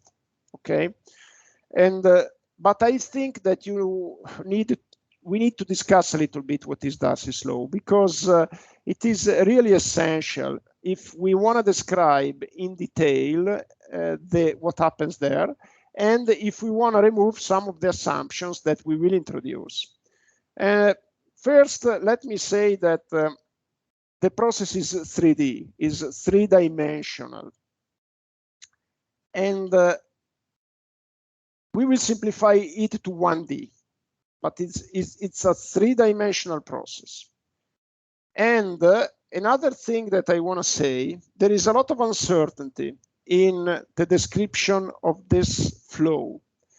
There is uncertainty in every description of flow, but in groundwater, there is more uncertainty. Why? Because we don't know in detail the geometry of this flow. While when I study a pipe, flow in a pipe, or flow in a river, the geometry is clear. In the groundwater, the flow is taking place through pores, and we don't know the geometry of each pore. So there is a lot of uncertainty. And the result is that when you have uncertainty, you have to use statistics and probability to describe what happens. And remember, uncertainty is a synonym of statistics. There are other techniques to be used possibly to deal with uncertainty, but statistics is the most widely used, especially at the professional level. So given that we are professionals, we want to become excellent professional engineers, let me associate uncertainty to statistics. Every time you have uncertainty on something, use statistics. Think of earthquakes. How can we describe earthquakes? Only statistically, because there is uncertainty on them. And the same thing for groundwater flow. And a statistical model, it's also called a stochastic model. This is a word that I am using because I want you to get familiar with it. So statistical models, stochastic models are more or less the same thing, okay? More or less. And I'm not saying they are the same thing because there are subtle differences, but we are not interested in them. From a professional point of view, let's not be concerned when we hear the word stochastics. It's just statistics, okay? We will not use statistics again in our treatment because we will simplify it. But keep in mind that this position of the surface of the saltwater freshwater interaction is affected by uncertainty, and therefore a complete description can only be statistical. Good. Now, how can we then simplify our treatment? First, let's focus on a 1D model, as I said. And so the flow is 1D. If you average over a sufficiently large scale, indeed groundwater flow is 1D. It goes along the direction of max slope. Okay, so if you, it goes downstream. And therefore, of course, you may have some lateral flow or some flow along the vertical direction, but actually you can very often simplify it with a 1D flow, and which means that the velocity vector of each fluid particle, of each drop of water, the velocity vector does not change much over two directions. So it means that the velocity vector, if you move along the vertical direction of the flow, it doesn't change much. If you move in the transversal direction, it doesn't change much. If you move along the longitudinal direction, which is the direction of the max slope, then it changes. But changes are along only one direction, the longitudinal one, the direction of the flow, okay? And if you go in the transversal direction again and in the vertical direction, you can assume there are no changes. And then you can say that the hydrostatic laws apply, the hydrostatic law, and we will focus later on what the hydrostatic law is. Just for now, if you don't remember what is the hydrostatic law, just keep in mind that we can adopt to describe the groundwater flow an assumption which is called the hydrostatic law, and then we will see what it means. Now, if the direction of the flow is 1D, and let's also assume that the flow is steady, so no changes in time, then you can use Darcy's law to describe the flow. Let me just see if I have a sketch. Here it is. No, I don't like it. Just let me show on my web page. 1 second, I have to get back to the web page. I think there is a sketch of Darcy's law. Let me see it. Yeah, here it is. This is the Darcy experiment. So Darcy, what he did was to put into a vertical pipe some porous media. And A, what is written, what is identified with the letter A is a porous media.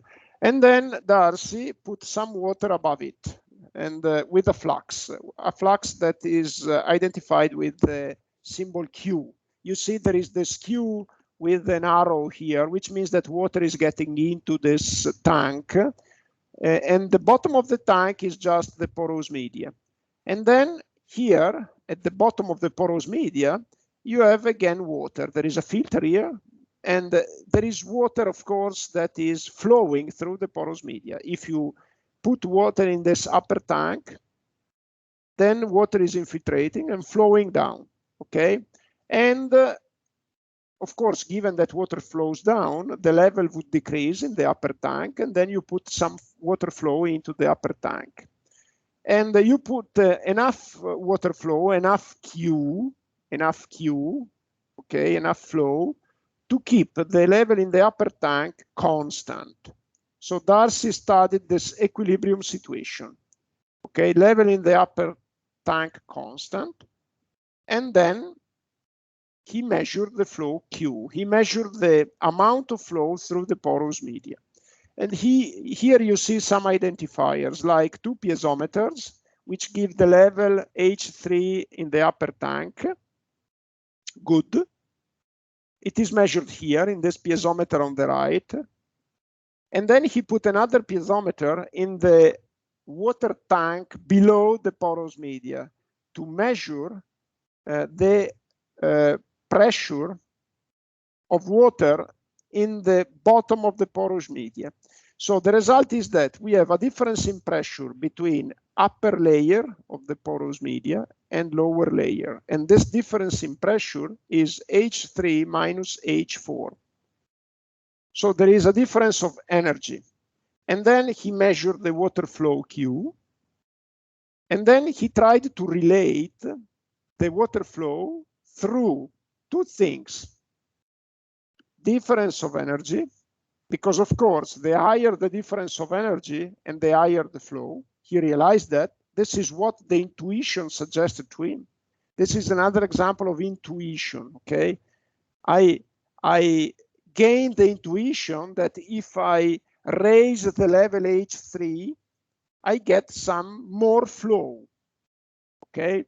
And I get the intuition that if I lower the level H4, I get more flow. So this is the first driver of Q. A second driver is the length L of the porous media. The longer the L and the longer and the lower the flow, of course. And then he realized that another driver is the cross section of the pipe A. You see, A is the indicator of the cross section. He realized that if the cross section is reduced, the lower the flow. And he also realized by intuition that the behavior of the porous media is important. If you put clay there, there is no water flow. If you put sand, there is more flow. If you put gravel, there is much more flow. Porosity and permeability is what matters here. So he empirically tried to derive a law to describe this situation. And let's go back to my PowerPoint. The law is what you can see here, and let's try to get an interpretation of it. The interpretation is that the water flow is equal to a constant K, which is an empirical factor, which multiplies the cross-sectional area of the pipe A and multiplies another thing which is indicated with the symbol J. What is the other thing? It is the difference in energy divided by L. Let me go back to the figure. If you take H3 minus A4, it's the difference in energy, and you divide it by L, what you obtain is the energy gradient. The energy gradient is what you can see here indicated with J. Okay, it is also called the hydraulic head gradient. So he put into this empirical law his intuition, because this empirical law takes into account of A, which we identified before as a relevant driver, takes into account of the difference of energy, takes into account the length L through the computation of J, because again, J is difference of energy divided by L. And also he introduced this empirical parameter to take into account uncertainty and to take into account of the permeability of the porous media. So K, our intuition suggests that must take into account permeability of porous media. Okay, very good. And in fact, this law can be empirically proved. Theoretically proved. Can be theoretically proved because it's a law of conservation of energy. This is fine, I mean, and let's then say that this law is fundamental if you want to describe the movement of flow in detail into a porous medium. Okay, now let's go forward. And remember some basic features related to Darcy's law and the groundwater flow in general. Water flows in the direction of decreasing head, and therefore it is the head that determines whether the flow is directed towards the inland or the sea. This is what I told you before. I said rainfall falls over the mountains. In the mountains, there is more energy because water is located at a higher altitude.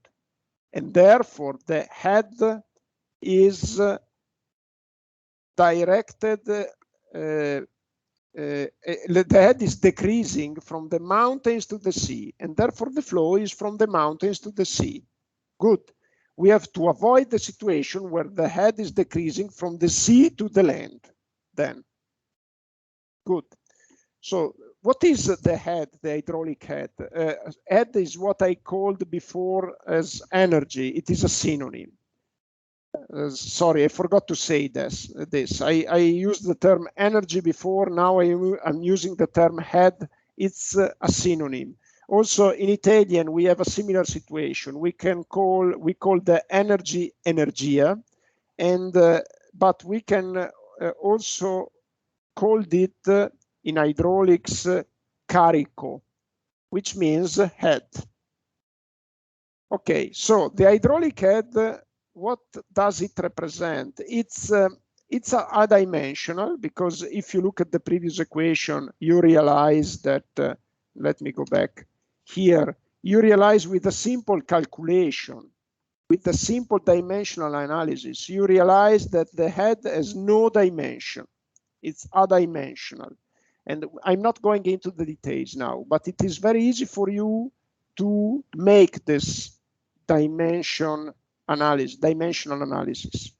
So that is adimensional and represent, look at the slide, the energy of flow, the energy of water per unit weight and unit travel distance, unit length. And I realize now that here it's not specified. Sorry, let me just say again, because I realized I was not fully correct in my previous, in what I said before. So let me just shift back a little bit, okay? And I said that the energy, the head, the energy is dimensionless. Of course, this is not correct. And let me go back. What is dimensionless here is, or adimensional, I said is J, which is the decrease of energy per the rate of decrease of energy. It's energy divided by L according to the sketch that I used before. So it's J that it's dimensionless, okay? But the energy is not dimensionless, of course. And basically, instead, in fluid mechanics, very often the energy is expressed as and this is what is written here. It's very often expressed in terms of unit weight of water. So if we adopt this description, then the energy in fluid mechanics has the dimension of a length, okay? And therefore, let's repeat, because I made some confusion. I want to be very clear. The energy in fluid mechanics is often expressed per unit weight of water, and therefore has a dimension of a length.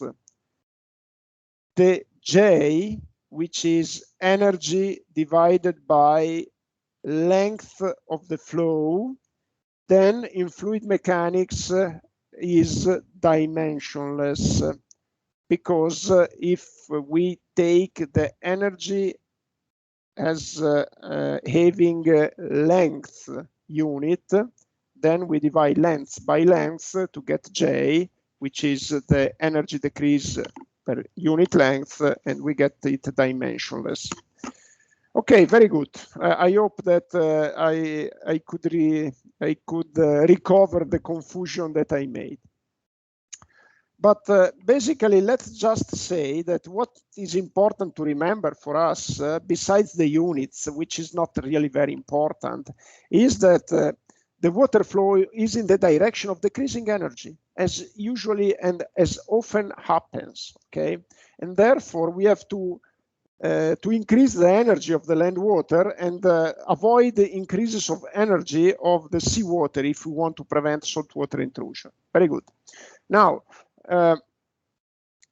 just keep in mind that when we talk about energy in fluid mechanics or head, it's given by two components, and which according to the relationship that you see on the screen now. So if we indicate the head with capital H, the head is given by a position component, which is Z. It's the elevation of the fluid with respect to a reference level, plus a pressure component if there is some pressure. And the pressure is relative pressure. So if you have a fluid particle that is at the water table, so the pressure is given by the atmospheric pressure is 0, then the energy is given only by the position. But if you go deep into the water,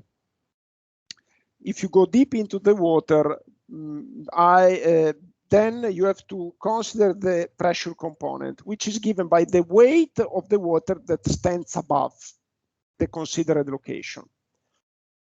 And what does it mean then, the hydrostatic law? The hydrostatic law simply says that H is constant in each cross section of the water flow. So if you take the water flow and cut it with a plane that is orthogonal to, perpendicular to the longitudinal direction, you get a cross section, and the hydrostatic law says that H is constant there. And this is a considerable simplification, which we will use in a moment, and it allows you to really simplify the problem. Now, let me go to the study of the problem finally, and which is a problem of equilibrium. Okay, it's a problem of equilibrium, which means that we can refer to this situation and look at the right sketch. There is the land on the right, there is groundwater in blue, fresh water in blue, and then on the left there is the sea and the sea bottom, and beneath the sea you have the salt water. Okay, and keep in mind that the salt water is heavier than the fresh water. So let's indicate with rho S the density of mass, the mass density of salt water, and with rho F the mass density of fresh water. Okay, and that's fine.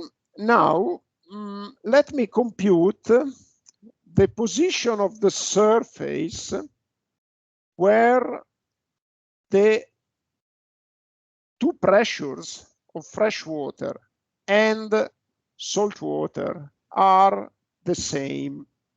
And let me just show you one thing. So this surface, which I want to identify, it is this one.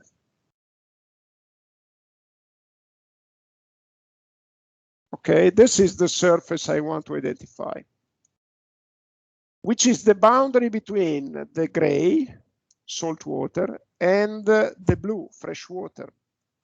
The sea bottom is another thing. Just 1 second. The sea bottom is here. No, this is still yellow. Just 1 second.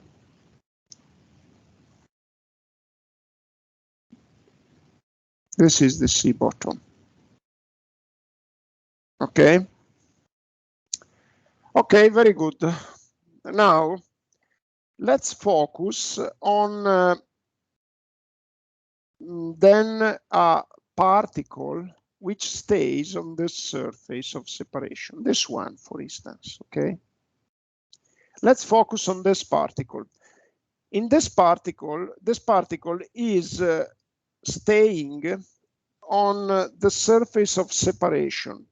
It must be in equilibrium, and let's assume that this flow which is taking place, it's a 1D flow, it's a flow that is stationary. Okay, so it's not changing in time. There are no changes in time. And therefore the particle is in equilibrium. It is just sitting there at a certain time, but it is also at this, the situation is not changing in time. The particle is sitting there. If the particle is sitting there, it means that there is an equilibrium of pressure. So it means that the pressure that I get from here, this red pressure, is equivalent to the pressure that I'm getting from here. Sorry.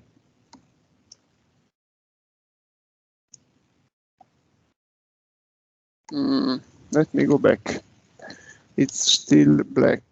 It's still red. I don't want it red. Okay, very good. Now it should work. Yeah, now it's black. So this is the pressure which is given by salt water, and in red I have the pressure given by fresh water, and they must be the same if the particle is in equilibrium. Okay, good. Now let me write then the pressure given by fresh water, and you may remember that, let me write in red. The pressure of, in fluid mechanics, there is a very simple law that says that I can't change color. I really, just 1 second, okay.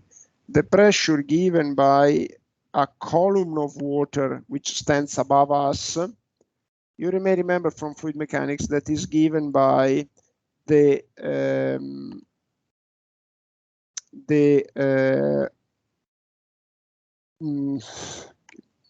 specific weight of water, sorry, I'm getting a little bit tired, times the height of water that I have above me. Okay, this is the pressure of water that is given by the pressure of given by a column of water. I can also write it in this way: P equal to, oops, sorry, 1 second. Okay, by rho g h. Okay, now let me compute the pressure then of fresh water over the red particle down there. The pressure is given by, let's call it PF. F stays for fresh. PF is equal to gamma HF. HF is the height of fresh water. Okay, very good. Now let's compute the pressure of salt water. PS is equal to, sorry, this gamma is gamma F, okay, gamma of fresh water. Pressure of salt water is given by gamma S, gamma of salt water, times the height of the column of salt water, which is capital H, okay? Because it's the difference between the sea level and the altitude of the red particle. Now, if there is equilibrium, then PF is equal to PS, which means that gamma F HF is equal to gamma S H. And therefore we can write that rho S G HS, oops, sorry.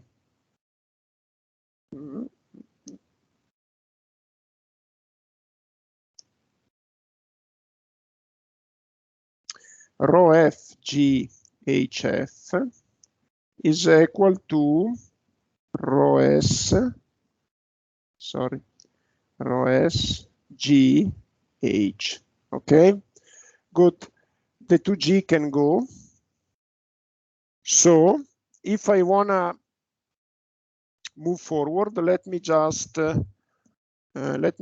cancel something, because otherwise I can't get anything more here. Let's keep only the last one. Good.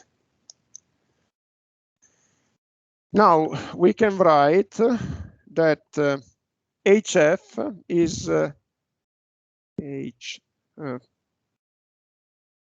HF is equal to H plus H. Look at here. Okay. Okay, so we can write that rho F, which multiplies capital H plus lowercase h, is equal to rho S H. Okay, I am interested in knowing let's take an explicit representation for lowercase h. So what I can find is, or capital H, let's see, let's write capital H. I think it is more useful if we take capital H here. So, but before expliciting capital H, just 1 second, I need to do another step. Otherwise, I am too fast. So let me write rho F capital H plus, I am passing here, plus rho F lowercase h is equal to rho S capital H. Very good. And then I can write capital H, which multiplies rho F minus rho S. It's this is equal to minus rho F lowercase h. Okay, very good. And at this stage, we can write this. We are almost there. Let me just change the sign to avoid the minus sign at the right-hand side of the equation. And therefore, I can write capital H, which multiplies rho S minus rho F. It's equal to rho F. 1 second. Rho F H. Okay, and then we can write capital H, and this is the final result. Let me change the color because I want to put it in evidence.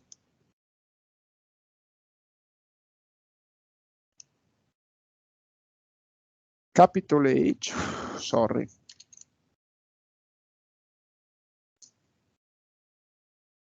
Capital H. Okay, I have to select pen again. Okay, now I am done. Capital H is equal to lowercase h divided by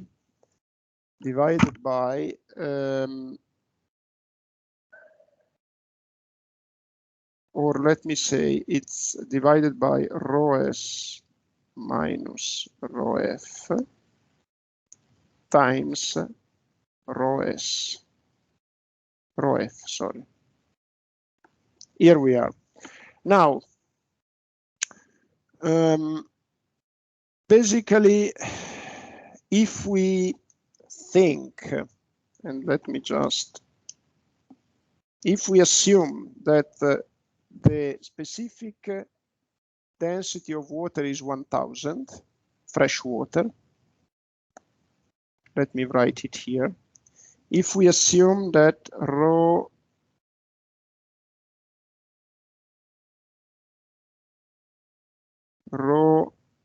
f is 1000, and if we assume that rho s is about 124, what follows is that rho f divided by rho s minus rho f is about 40, and therefore we finally get that h is equal to 40 lowercase h. This is the final conclusion.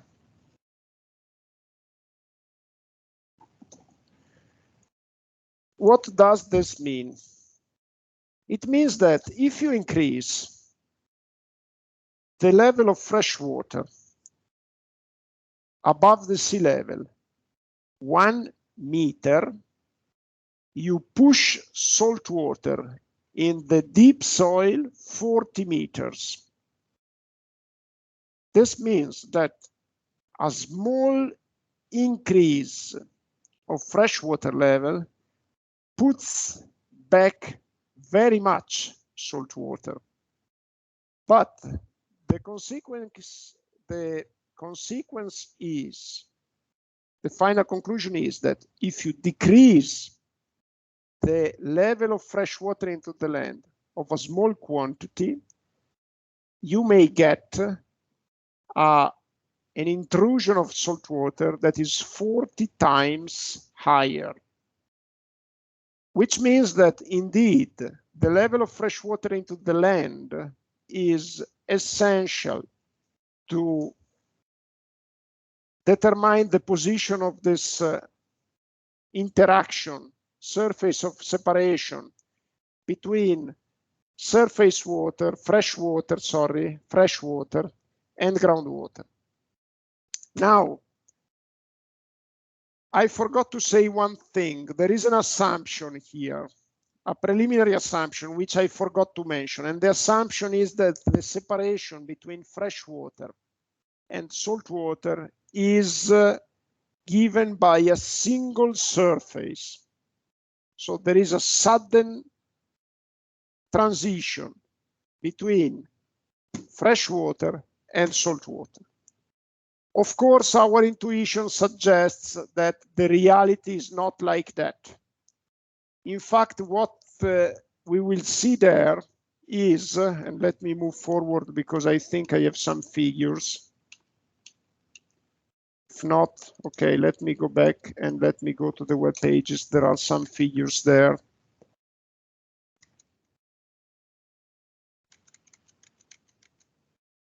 Just 1 second, here I am.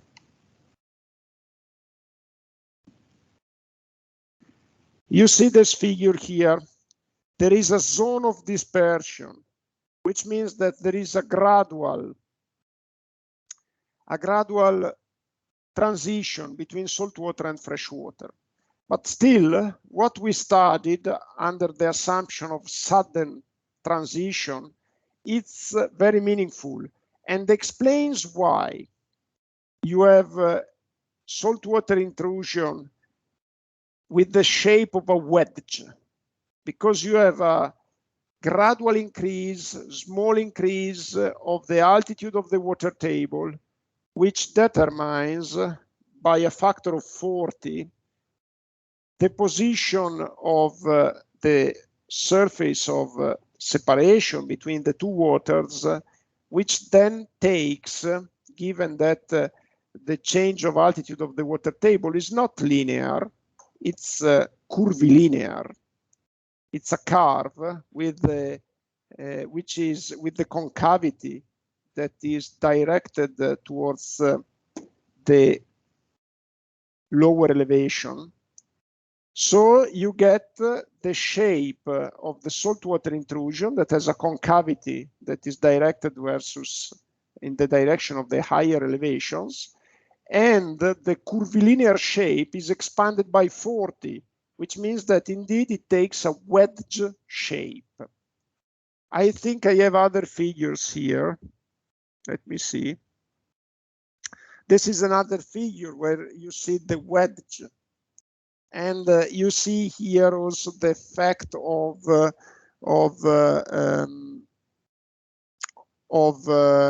an increasing groundwater abstraction.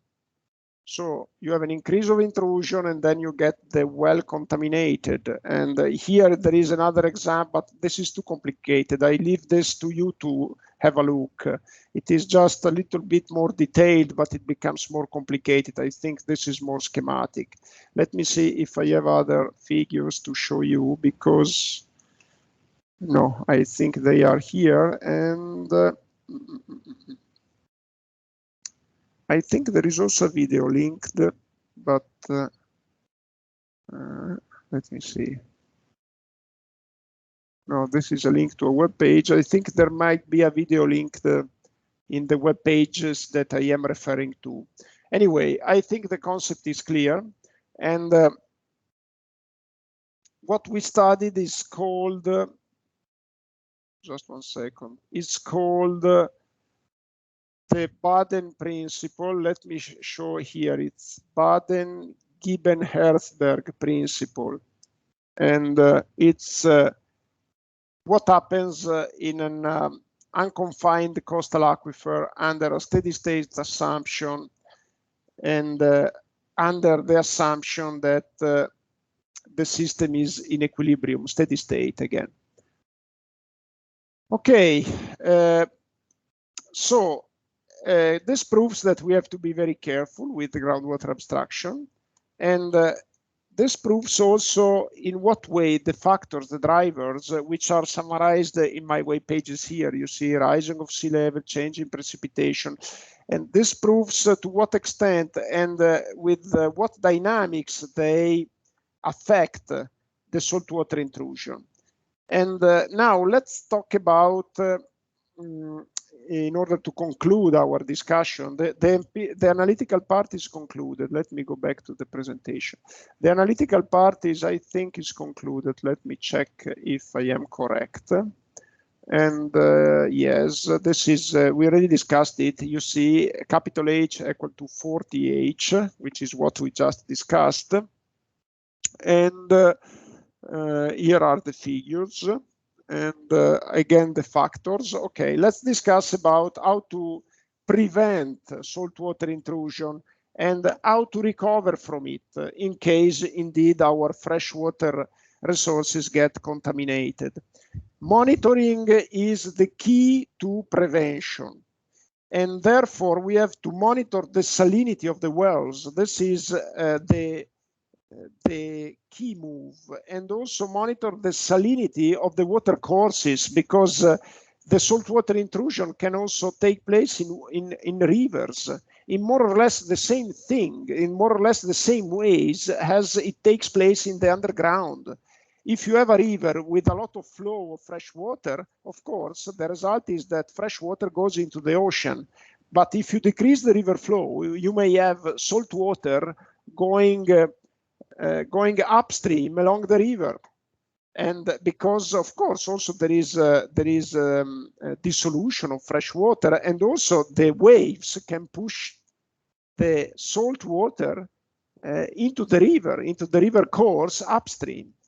And so you have also to monitor the rivers. Monitoring is essential, and it is very easy, because salinity is very easy to be monitored through through electrical conductivity. And then there is an example here in the web page. Sorry, I go to the web page, and because the PowerPoint is of course a summary of a monitoring program in the Adriatic Sea. And there are monitoring stations along the branches of the Po River. This is the Po River Delta. You see that there are several branches. There are monitoring stations, and there are monitoring stations into the wells. And I think also there is, this is online. You can look online at the salinity in real time, okay? Then let's discuss about recovery. So what can we do if the freshwater resources get contaminated? And let me just look at here at synthesis of strategies. There is a discussion presented in my notes about the strategies for remediating from saltwater intrusion. And these strategies are summarized by this table. And in a nutshell, they are modified water withdrawals, so we can intervene on the fresh water withdrawals, and we can also try to infiltrate, to put water into the wells instead of extracting it. And so we can use groundwater recharge, artificial groundwater recharge. And also we can improve irrigation efficiency. We can, because if we reduce the withdrawal of groundwater for irrigation, keep in mind that agriculture is the highest consumer of fresh water. And if we reduce irrigation, then we reduce the groundwater withdrawal. And the way to reduce irrigation is to improve its efficiency, not really to reduce irrigation in extent, but to reduce the volume of irrigation. And we can use rainwater harvesting to recover, to get water for irrigation. We can use infiltration basins to recharge groundwater. We can use land use conversion, and we can use diversions of flow from rivers. And finally, we can use engineered structures. And what is used are saltwater barriers and other structures that may limit the infiltration of saltwater in the underground. Of course, all of these interventions need to be carefully planned. And what the procedure which I show to you is just the first step. If you want really to model effectively saltwater intrusion after monitoring, because you need data, first of all, and you need to, besides data, you also need some more sophisticated models, taking into account the fact that there is a zone of dispersion, taking into account that the flow may be unsteady, and there might be some exceptional events that may also affect saltwater intrusion, like, for instance, a wave storm. And so it is something that really needs a careful analysis. And then, if needed, you can intervene with structures besides non-structural interventions, which are those that we discussed so far.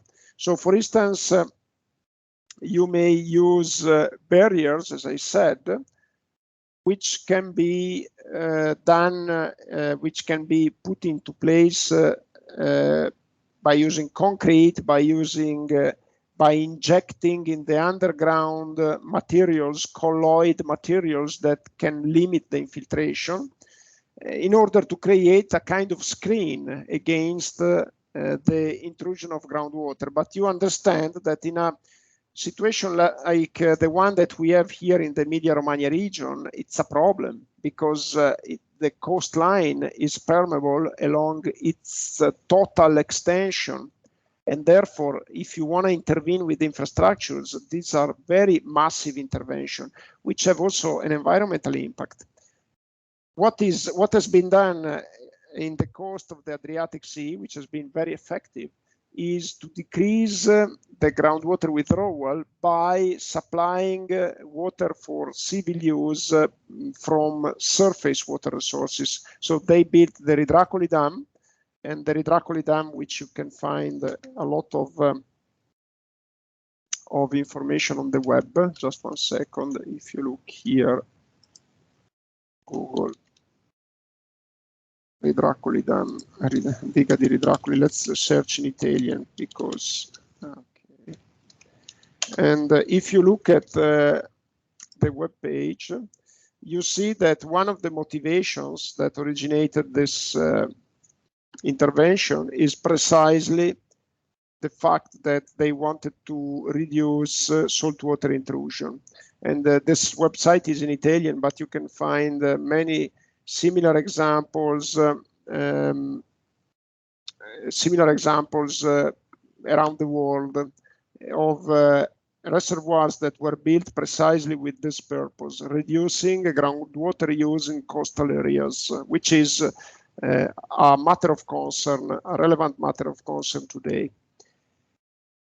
I think that we can stop here with saltwater intrusion. And before I make a summary and a recap of these 12 hours of teaching together with you, I want to ask you if you have any question.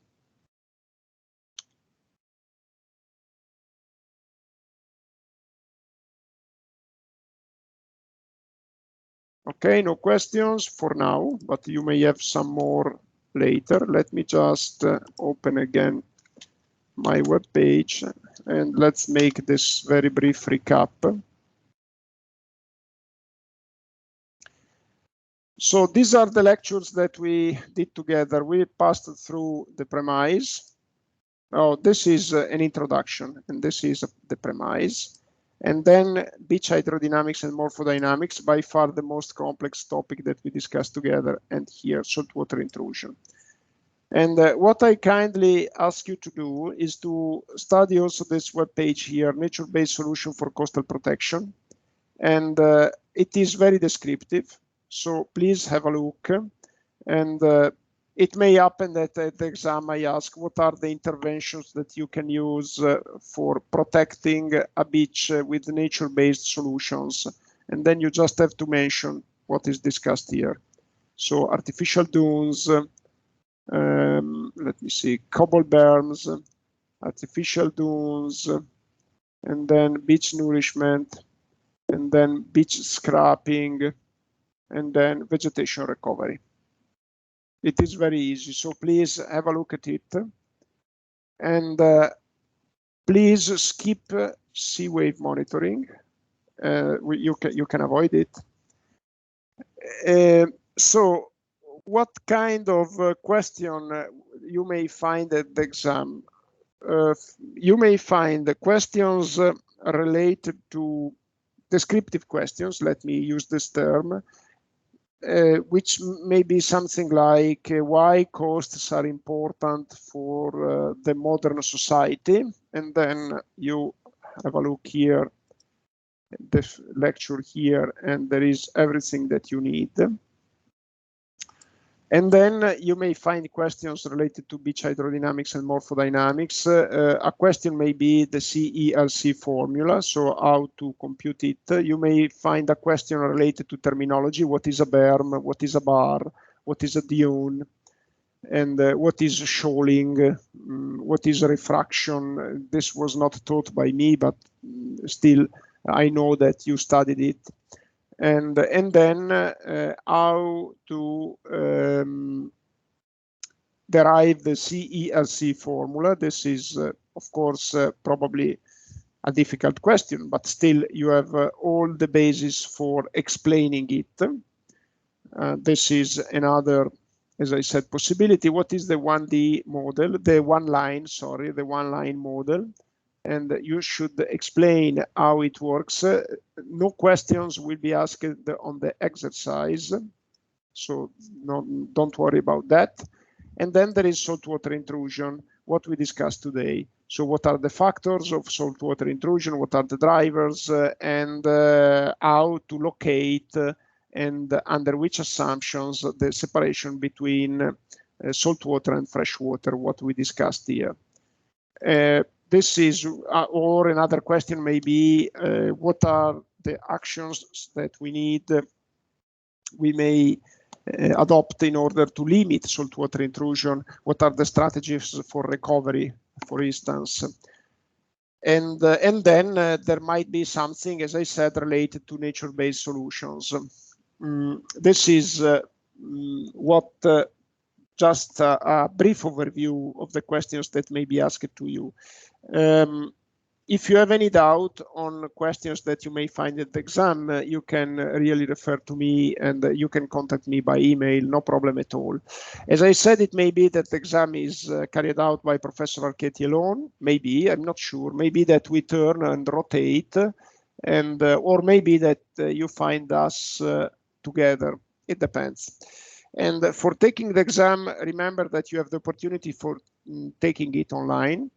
And if you prefer to take the exam in physical presence, this is possible. You just have to contact us, and then we agree on the dates.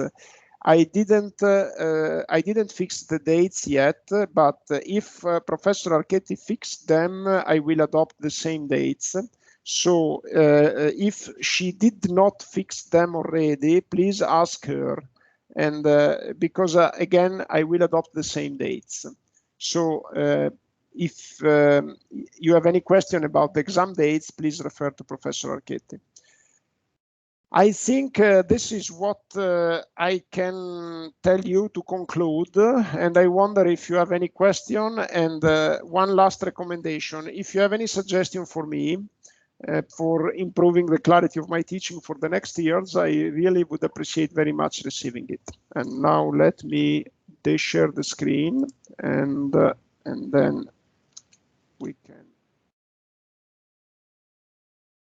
we can see each other. And any question? No, Professor. Thank you. Okay. Okay, so students, thanks a lot. I will make the video available soon. And again, if you have any question, please refer to me. Okay. Thank you. Have a nice weekend. Thank you. Ciao, ciao. Bye-bye.